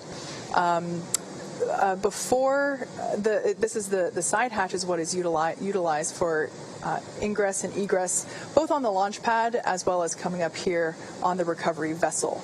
When the when the capsule is docked to the International Space Station, they will use the forward hatch to exit and enter the capsule. Something to note that once that side hatch is opened, it'll be the first time that Bob and Doug have gotten a breath of fresh air. The first time that they've been able to do so in 2 months since they boarded the Falcon 9 at the start of their mission back on May 30th. Yeah, with an on-time splashdown, they return with almost exactly 64 days in space on this mission, just a few minutes shy of that. So I know they're looking forward to it. At a minimum, in a little bit more of a stable condition now that they're on the boat, not in the water. But again, our team's just continuing to step through. They're reporting that they're seeing all of the vapor levels that they initially detected have been dropping, and that service section purge. Dragon SpaceX, we showed that levels are declining, but are continuing with purge. Copy.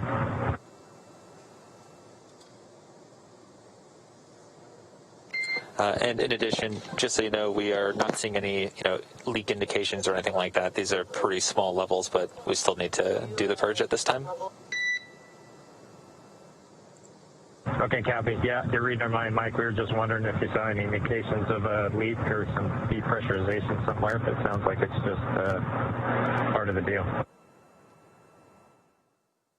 Yeah, that's a good readback, Doug.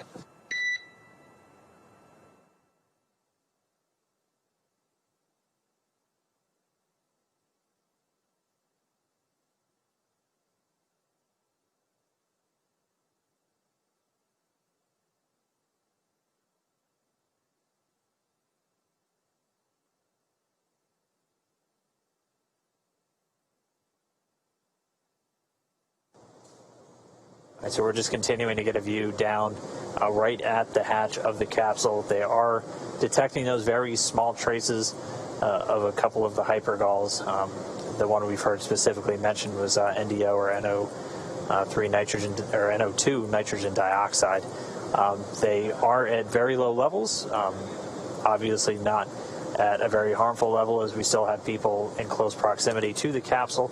They are going through with the purge. They're not seeing any indications of a leak in the service section of Dragon. That's where pretty much all of those different fuel tanks with the hypergalls are located inside the capsule.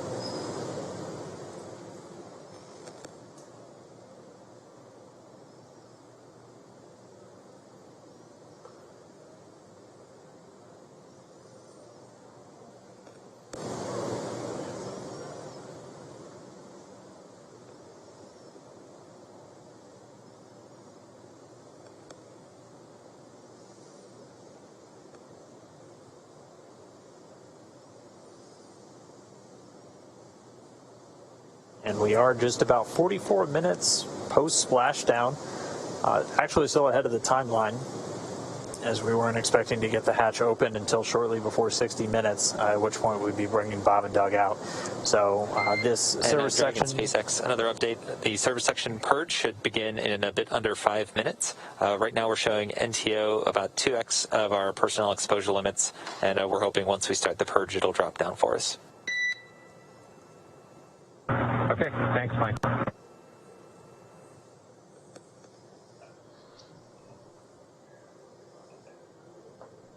And I'm going to have to correct myself, so it's NTO. Estamos a unos 50 minutos ya desde que llegaron al agua. Y en este momento hay dos personas realizando la purga de la puerta de la cápsula para hacer la respectiva apertura.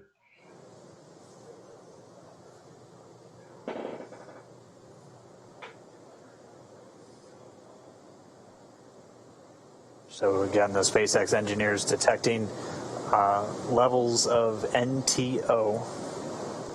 It's dinitrogen tetraoxide. It's one of the hypergolic fuels used inside the Dragon spacecraft.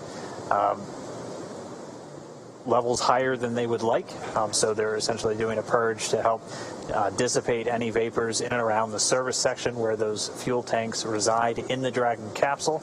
We're expecting that to take within the next 5 minutes or so. We were still expecting the crew out inside of an hour, so still on the timeline or a few minutes ahead, and we should be seeing Bob and Doug. Once we see those levels continue to drop around the capsule, we'll begin to step through the hatch opening process once again.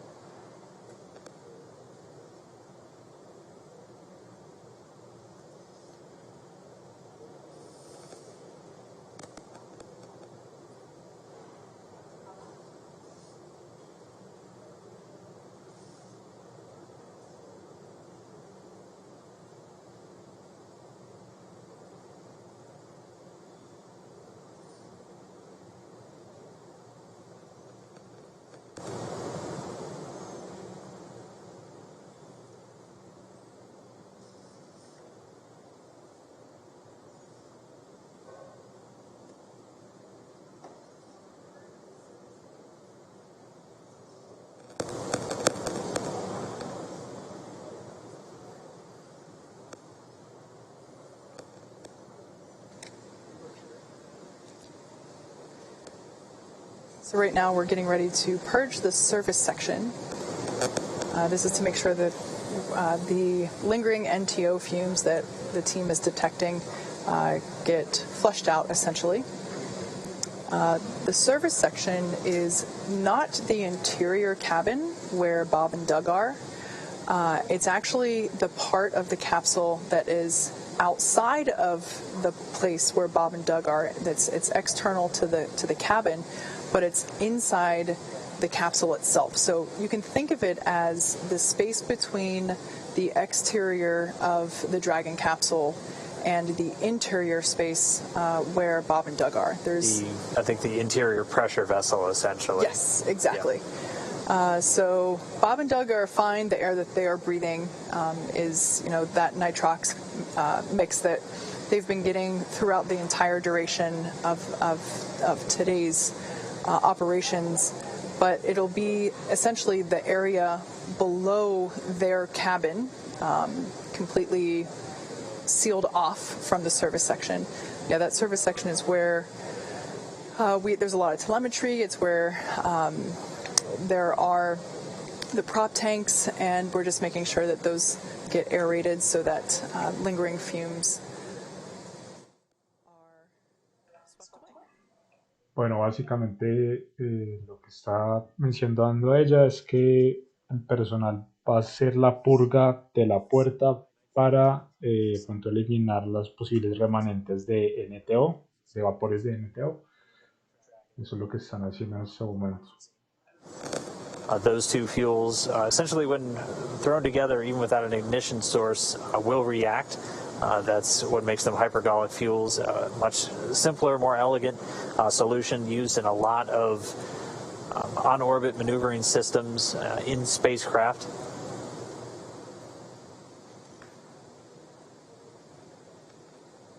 So again, we're just standing by.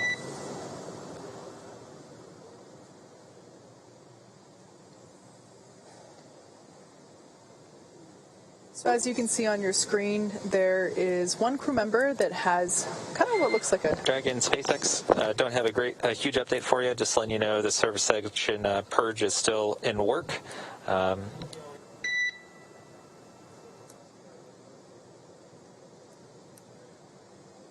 we'll try to get you out of there shortly. Copy.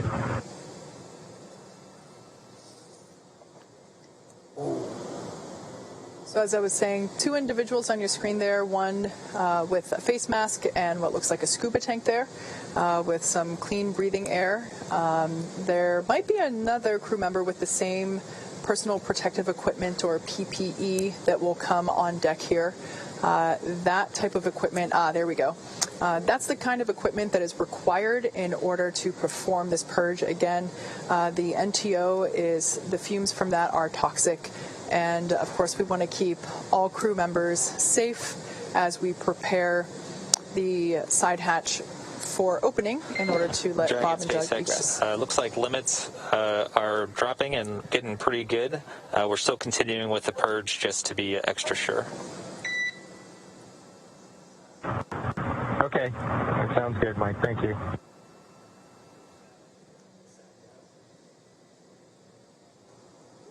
All right, so we just heard the call. The limit's continuing to drop on that NTO, that nitrogen tetraoxide. So they're just going to continue to monitor those. They're doing a purge, essentially flushing the air around the service section where the tanks for those hypergolic fuels are in Dragon.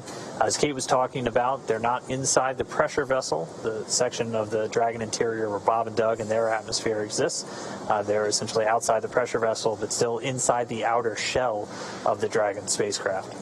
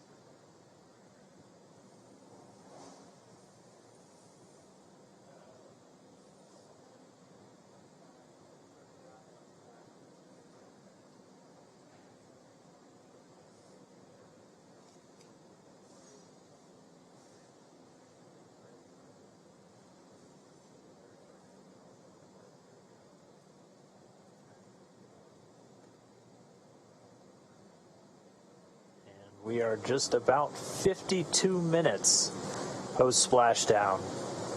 Again, we're just waiting for them to get good readings on the levels of any hypergol vapors still in existence around the capsule, and then they'll be able to step back in to this hatch opening. We did hear confirmation that they haven't seen any indication of leaks through the telemetry they're still receiving from the Dragon capsule. And so, Dragon SpaceX, we're going to purge for 1 more minute. Copy. There we go. Should be 1 more minute. And then if levels have dropped sufficiently, we'll be able to step back in to the hatch opening process.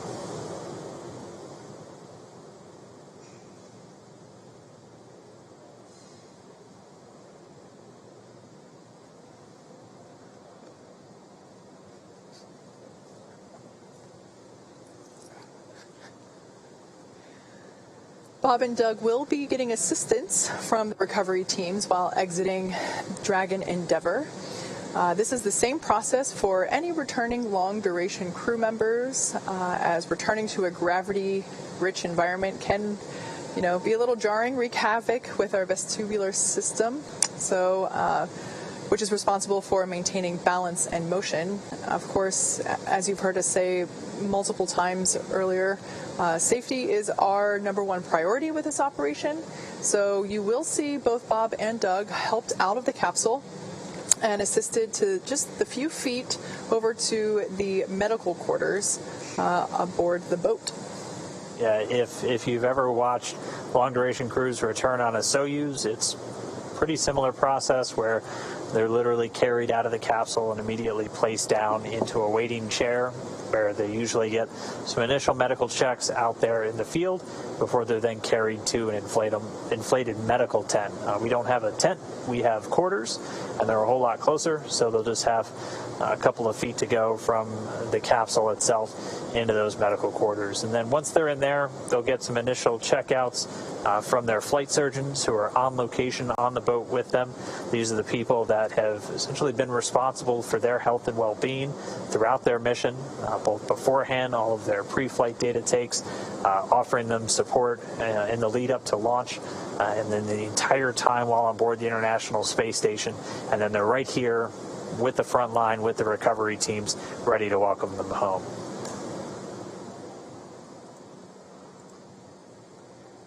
So it's been just about a minute since we heard that last call to the crew. We should be just about done with the purge. We're going to stand by, and hopefully we'll resume these hatch opening operations in just a moment.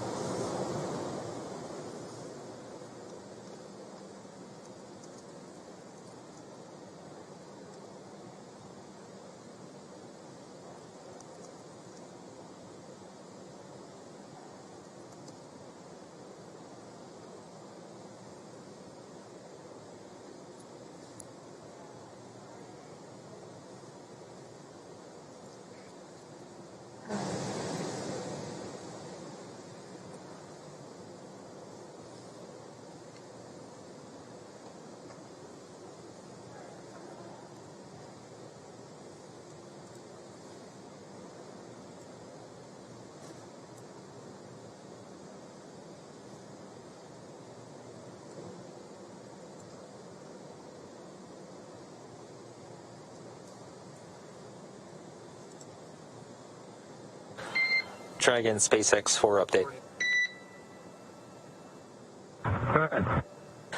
Okay, exterior, we're seeing 3 parts per million NTO and 6 parts per billion of MMH. Anil, however, is asking that you de-stow your Driggers and take a sample inside the cabin.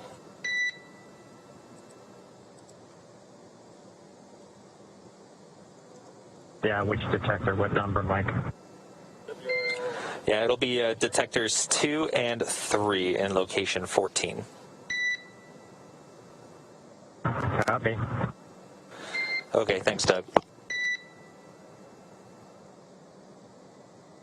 All right, so we just got the call out of the current readings of both the NTO, the nitrogen tetroxide, and the monomethyl hydrazine, either in the parts per million or the parts per billion. But just as an extra safety precaution, we heard Anil, so Anil Menon, the medical authority from SpaceX on the boat, asking the crew to take out some air detectors that they have inside with them just to do some quick sampling inside the cabin itself. So again, we've said it before, we'll continue to say it throughout, safety the top priority with this operation. So the teams are going to be very methodical and make sure that everything is in a good setup, a safe environment, not only for the crew themselves, but also for our recovery forces. But for now, Bob and Doug still inside of the Crew Dragon. We are just 58 minutes post-landing.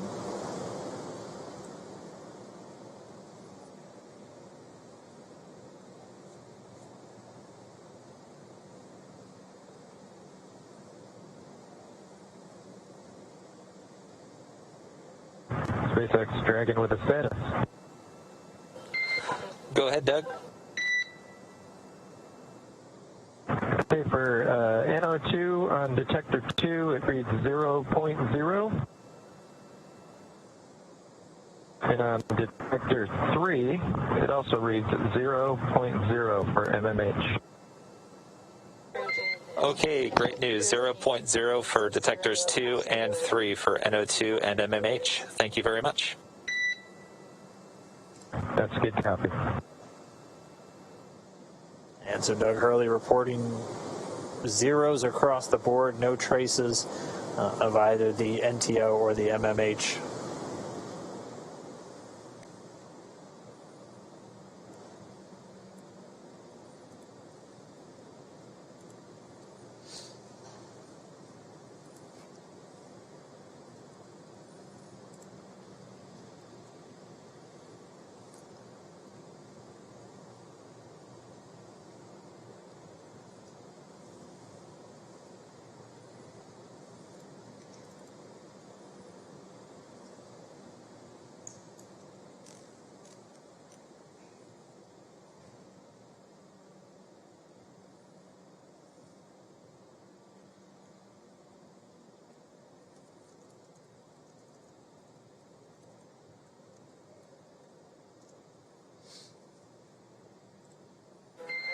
Dragon SpaceX for a status update.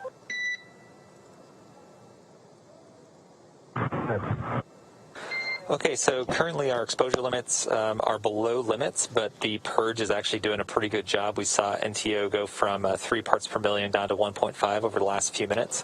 So ideally, with a lot of caution, we'd go ahead and let the purge run for a little bit longer, but we want to see how you guys are doing.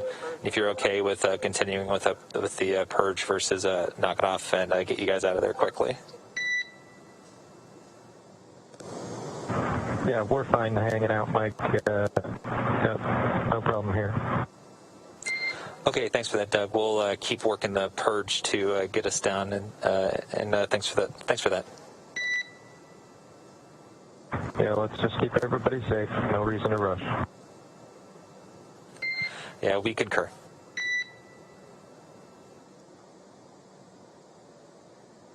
Spacecraft Commander Doug Hurley reporting the crew still doing well in Dragon, so they are good to continue to hang out.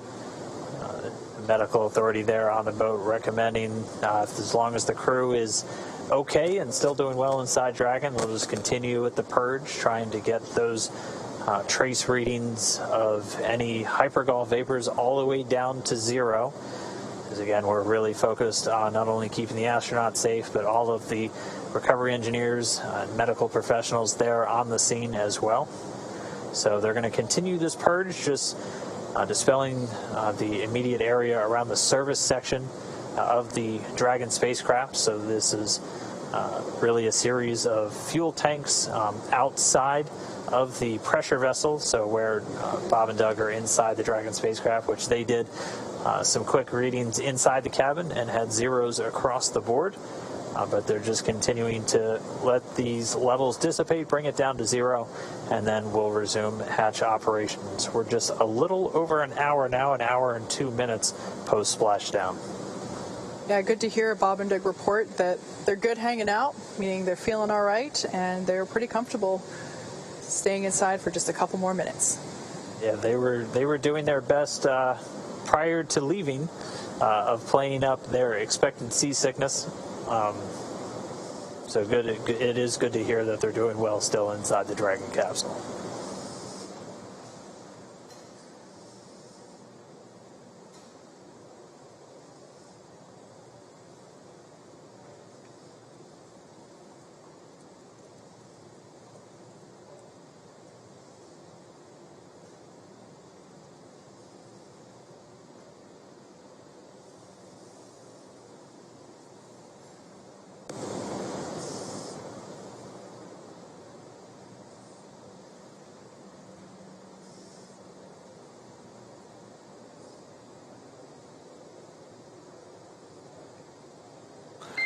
And Dragon SpaceX, we're still seeing good indications from the purge. We're looking to go about another 5 minutes and looking for 0 indications. If at any time you'd like us to speed things up, please let us know.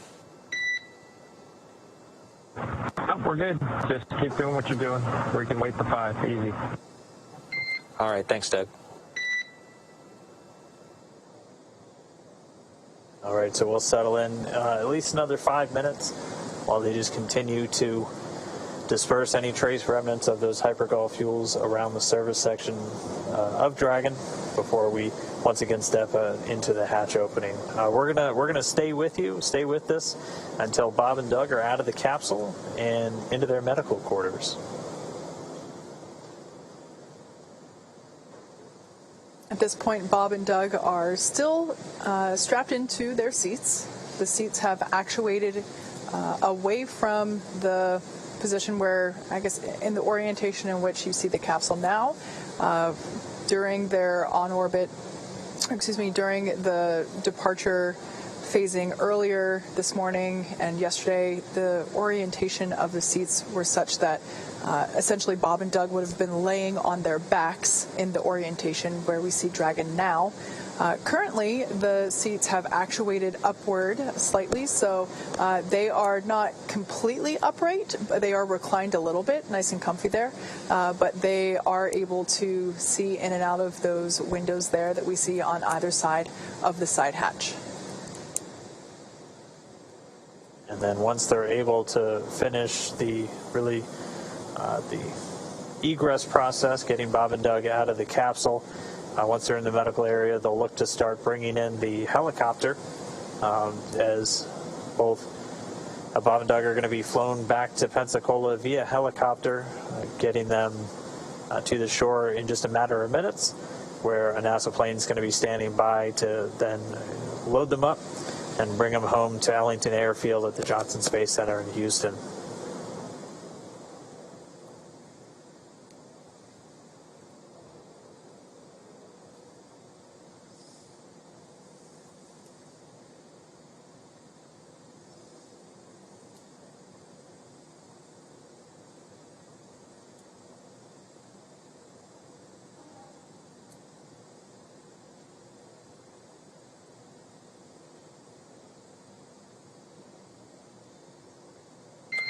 And Dragon SpaceX, things are still trending well. We're expecting another reading in about 2 minutes, so at 1956, and looking to hopefully egress you guys shortly after that. Okay, sounds good, bud. Thank you.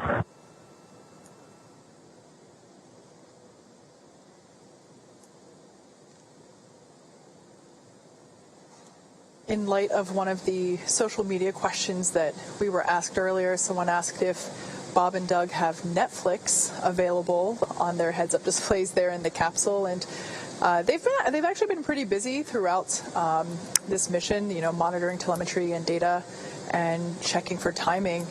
And I would say now's about the time that they would certainly want something to watch, because you know, at this point their only job left to do is get out of the capsule.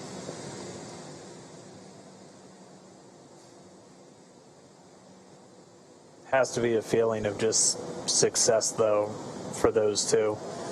I mean, taking the first flight in a brand new spacecraft, we knew as test pilots this is something that was kind of their bread and butter when they were in the military, and definitely something they leapt at the chance for once they became astronauts. And really a pretty flawless flight for Dragon. Obviously, we'll have all of the post-flight review coming up in the next several weeks as we continue to assess all the data that we received throughout the mission and any data still recorded locally on Dragon itself. And we'll be spending the next several weeks going through and assessing the mission and working through the certification process. And we're already targeting the first operational flight, currently pegged for no earlier than late September.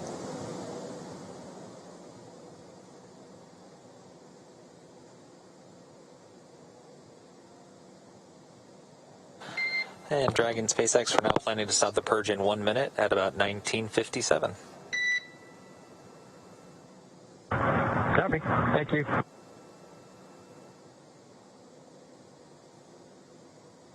All right, well, with them stopping the purge in about a minute, that means that the levels have gone down to what they were looking for, and then we'll begin to step back into the hatch opening process and then be able to get Bob and Doug egressing or moving out of the Dragon capsule. They've been in there for a little more than 19 hours at this point since they departed the space station on Saturday. They had a sleep period, 8 hours of rest on the capsule on their way home. They've been up since a little bit earlier this morning, that wake coming about 4:40 a.m. Pacific, so a little more than 8 hours ago. Bueno, muchachos, en este momento ya están terminando el proceso de purga. Dicen que alrededor de 1 minuto terminan. La idea es que no haya o haya el menor rastro de NTO, que vienen siendo unos gases tóxicos. Una vez terminada la purga, permite abrir la cápsula. Básicamente lo que estaban comentando ahorita es que los astronautas han estado dentro de la cápsula alrededor de 19 horas. Antes estaban acoplados a la estación espacial y el día de ayer, sábado, se desacoplaron y durante ese tiempo, 19 horas que estuvieron orbitando alrededor de la Tierra, tuvieron 8 horas para dormir, mientras que el mismo sistema, la misma cápsula, se orientaba y se preparaba durante esas 19 horas orbitando alrededor de la Tierra para poder aterrizar en ese lugar, en el Golfo de México.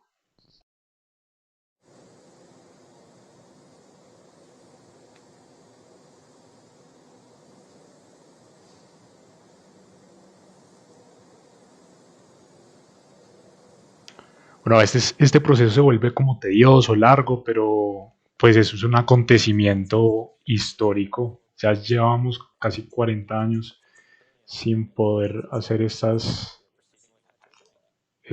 exploraciones y enviar al ser humano otra vez a la estación espacial.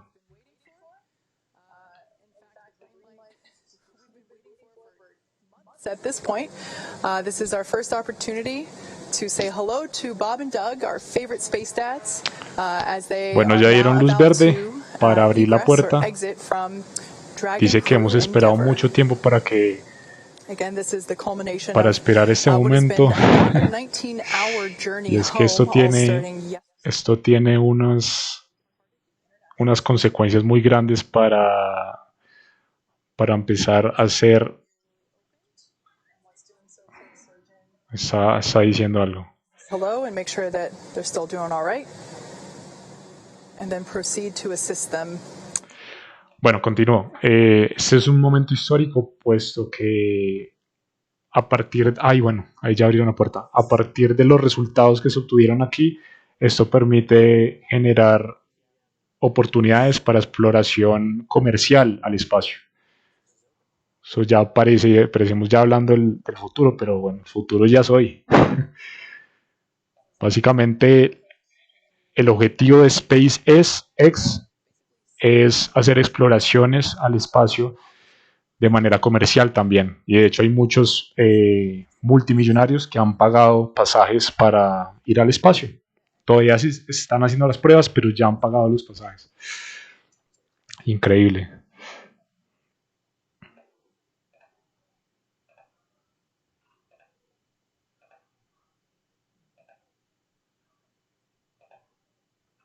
There, that's one of NASA's flight surgeons for the crew. That's Dr. Stephen Hart. And that hatch open coming at 12:59. Bueno, los médicos son los que están de asunto, no estoy mal. Universal Time or GMT. Lo primero que van a hacer es evaluarlos.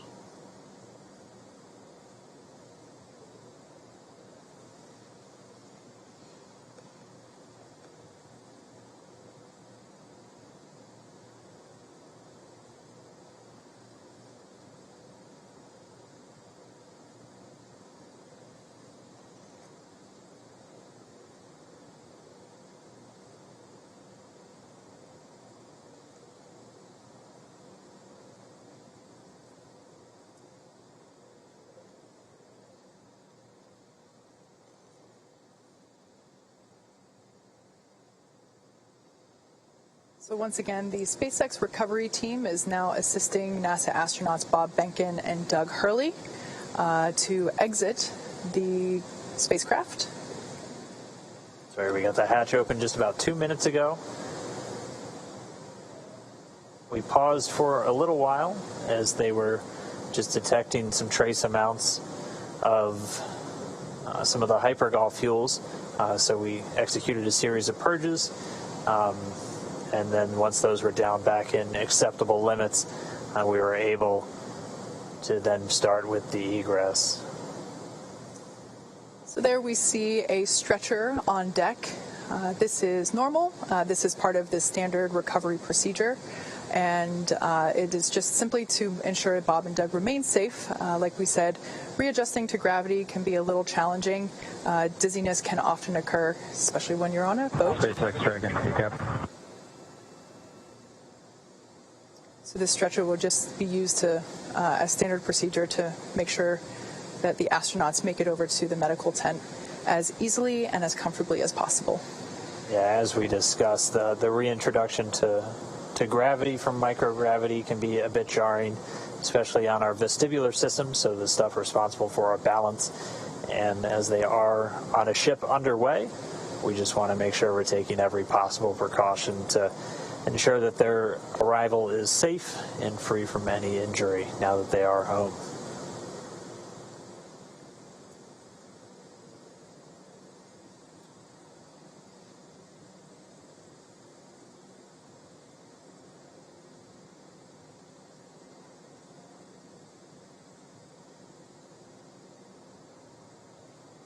They're working to get a few of the items from the seats out of the way first before they begin extracting our crew members.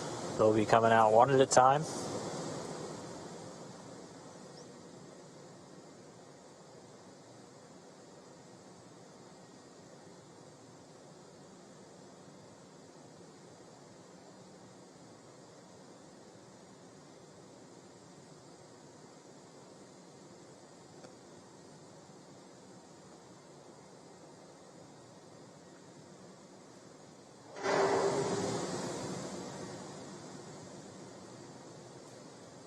As we saw during the ascent portion of this mission, there is enough room inside the capsule for them to do a backflip in microgravity.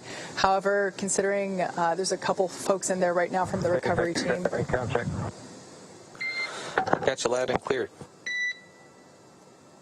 Quick comm check there between Dragon and Mission Control and here. Solo from the PLC, I just wanted to thank you guys for bringing us home safe before I disembarked from ship Endeavor. I'm sure Doug will have some good words for you guys as well, but thank you for doing the most difficult parts and the most important parts of human space flight, getting us into orbit and bringing us home safely.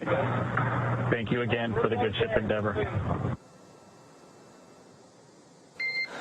Thank you, Bob, for those awesome words. It's absolutely been an honor and a pleasure to work with you from the entire SpaceX team. It's been awesome.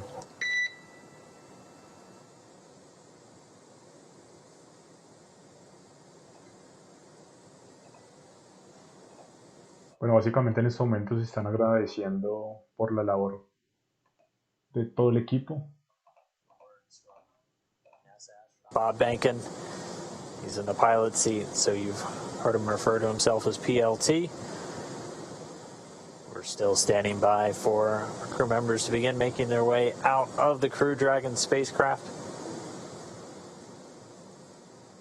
And again, they're going to get some assistance just the couple of feet to the medical quarters on board the ship, where they're going to be able to get out of their suits that they've been wearing for all of the final dynamic phases of the separation events, deorbit burn, re-entry, splashing down just a little over an hour ago at 11:48 p.m.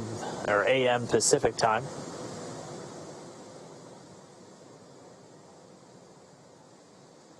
Again, the recovery team. SpaceX Dragon from the commander. Go for SpaceX. Here we have our first view of Doug Hurley. I just would like to sort of reiterate what Bob said and add my thanks to everybody over the last several years that's either worked in Hawthorne, McGregor, or down at Kennedy Space Center. Anybody who's touched Endeavor, you should take a moment to just cherish this day, especially. Bueno, el astronauta que está dentro está dando los agradecimientos, todos los años que de todo el equipo que han juntado para hacer esta labor. También agradecimientos a la familia, a la compañía, a la NASA, SpaceX. Thanks so much, Doug, and you're welcome, and thank you so much for those kind words. And we all wish you a safe journey home and a happy reunion with your family soon, and we look forward to seeing you in person as well. Some really nice words there from Bob Behnken. There on your screen we saw NASA astronaut Doug Hurley egressing or exiting from the capsule. Might have been hard to see on your screen there, but we got a thumbs up indicating that things are going well. Sorry, excuse me, I mixed up my positions there. Yeah, those words were from Doug, and we have Bob that just came out first. Yeah, so Bob Behnken, the pilot. El astronauta Bob fue el primero que salió, puso los dedos, puso el pulgar arriba, como diciendo que todo está bien. A ellos lo sacan en las sillas porque, bueno, han pasado 2 meses fuera del planeta, o sea, ya no están acostumbrados a la gravedad, por lo tanto, pues, lo mejor es que se mantengan sentados, probablemente no hayan perdido fuerza en sus piernas para mantenerse de pie. So now we're just standing by for our spacecraft commander, Doug Hurley, to make his way out into the fresh air for the first time in 64 days.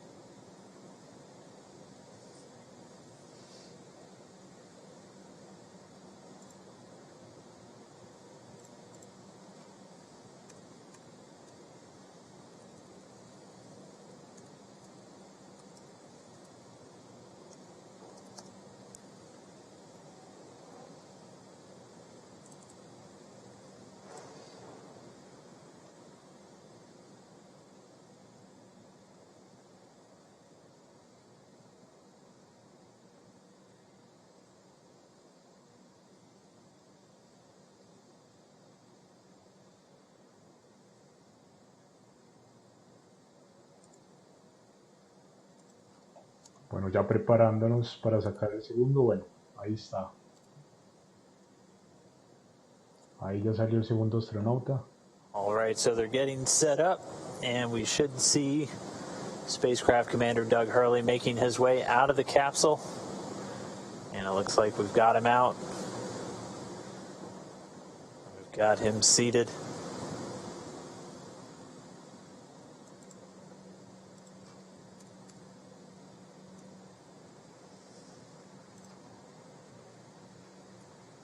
There we go, another thumbs up. También dio una buena señal. Pulgar arriba, todo bien. Están bien de salud, todo el mundo celebra. Esto es muy emocionante. All around. Yeah, our crew members, Bob and Doug, are now safely back home on Earth. And they're going to get checked out now by the NASA medical team. They're going straight into the medical quarters on board the ship. That'll be their first stop on planet Earth. And then they're going to be making their way up into a helicopter and then heading back to dry land. So once they're complete, the team's going to prepare Dragon itself, and they're going to begin taking it back to shore. But it's been an incredible mission. This all kicked off just 2 months ago. Bueno, básicamente, luego de hacerles una examinación inicial, los transportan en un helicóptero. Possible moment. They had a flawless ride to orbit, a 19-hour journey to the International Space Station, where they just spent 62 days on board, 64 total days in space. They were Expedition 63 crew members doing science experiments, spacewalks, repairs, everything on board the orbiting laboratory. Their journey home began yesterday when they closed the hatch to Dragon and undocked hours later at 4:35. Este viaje a casa, este viaje al planeta Tierra empezó el día de ayer, cuando se desacoplaron de la estación espacial.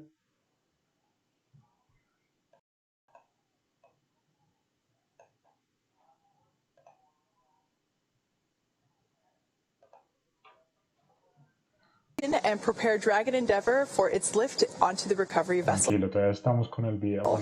And just a little less than an hour following splashdown, we saw Bob Behnken and Doug Hurley make their way, thumbs up, out of Dragon and into the recovery ship's medical facilities, safe and sound. Yeah, we just got word that the helicopter itself should be landing soon, so that'll be their next step in their journey. They'll catch a short flight back to shore, where they're going to transfer to a waiting NASA plane for another short flight back over to Houston. They're going to be reunited with their families, and that's going to bring an end to this historic flight. It's really been an honor and a privilege to share this journey with all of you as we open up this new era in human space flight. But I mean, just as we close the book on this mission, we're already counting down the days to the next crewed Dragon flight. Yeah, absolutely. SpaceX and NASA will now begin the process of reviewing data and telemetry from this successful demonstration mission to prepare us for Crew 1, which is currently targeted to launch no earlier than late September. Crew 1 will be SpaceX's first operational flight, flying a full crew of 4 astronauts, including our first from Japan, one of the international partners on the space station. The mission will last approximately 6 months. It has been an incredible honor and joy to share this mission with the public, and the teams from SpaceX and NASA have worked so hard to get here and return this capability to fly humans from America. Continue to follow SpaceX and NASA online and on our social media updates for the next steps on the commercial crew program and the countdown to Crew 1.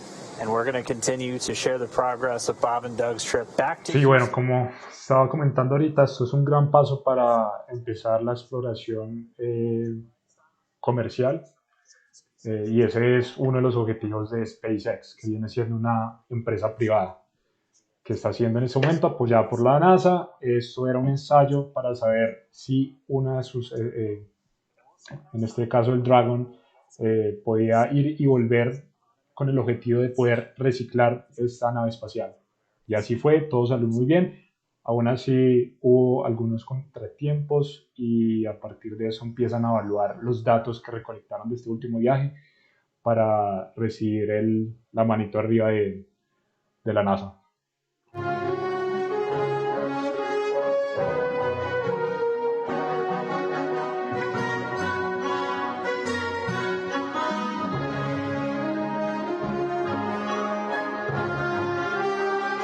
¿Estaba haciendo drama? No, no estaba haciendo drama. Es un momento muy emocionante, histórico. Y bueno, yo creo que se vienen varias cosas muy interesantes para la NASA y en general para la exploración interplanetaria. Y el trabajo que se está haciendo también para la exploración de Marte también se encuentra en proceso, y de hecho hay varios latinos que se encuentran trabajando en ese proyecto en Marte. Una de ellas es una colombiana llamada Diana Trujillo. Bueno, aquí estamos viendo cada una de las personas que se involucraron en este proyecto.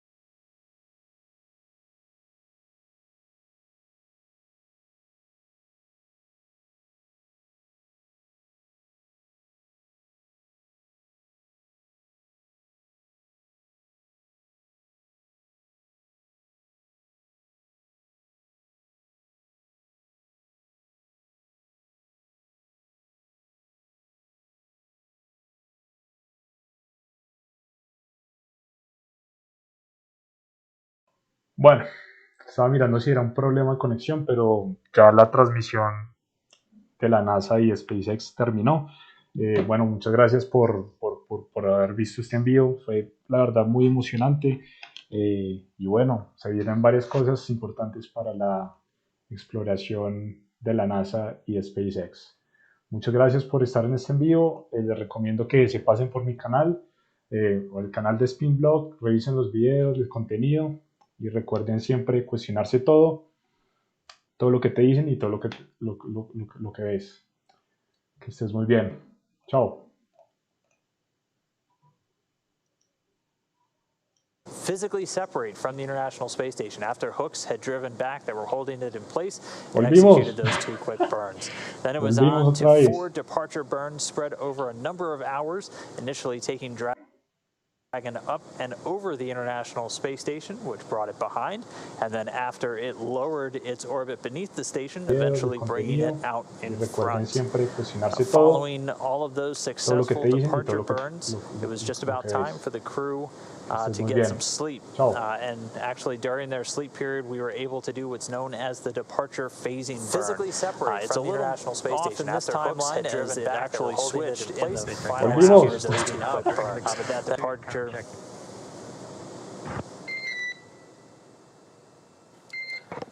Dragon SpaceX, we have you loud and clear for suited comm check. I read you the same. Just pausing that timeline as the crew in their suit up steps. They just did a comm check. So they have communications run through the umbilical in their seats directly into their suits, where they're able to maintain that conversation with the ground. We heard a little bit of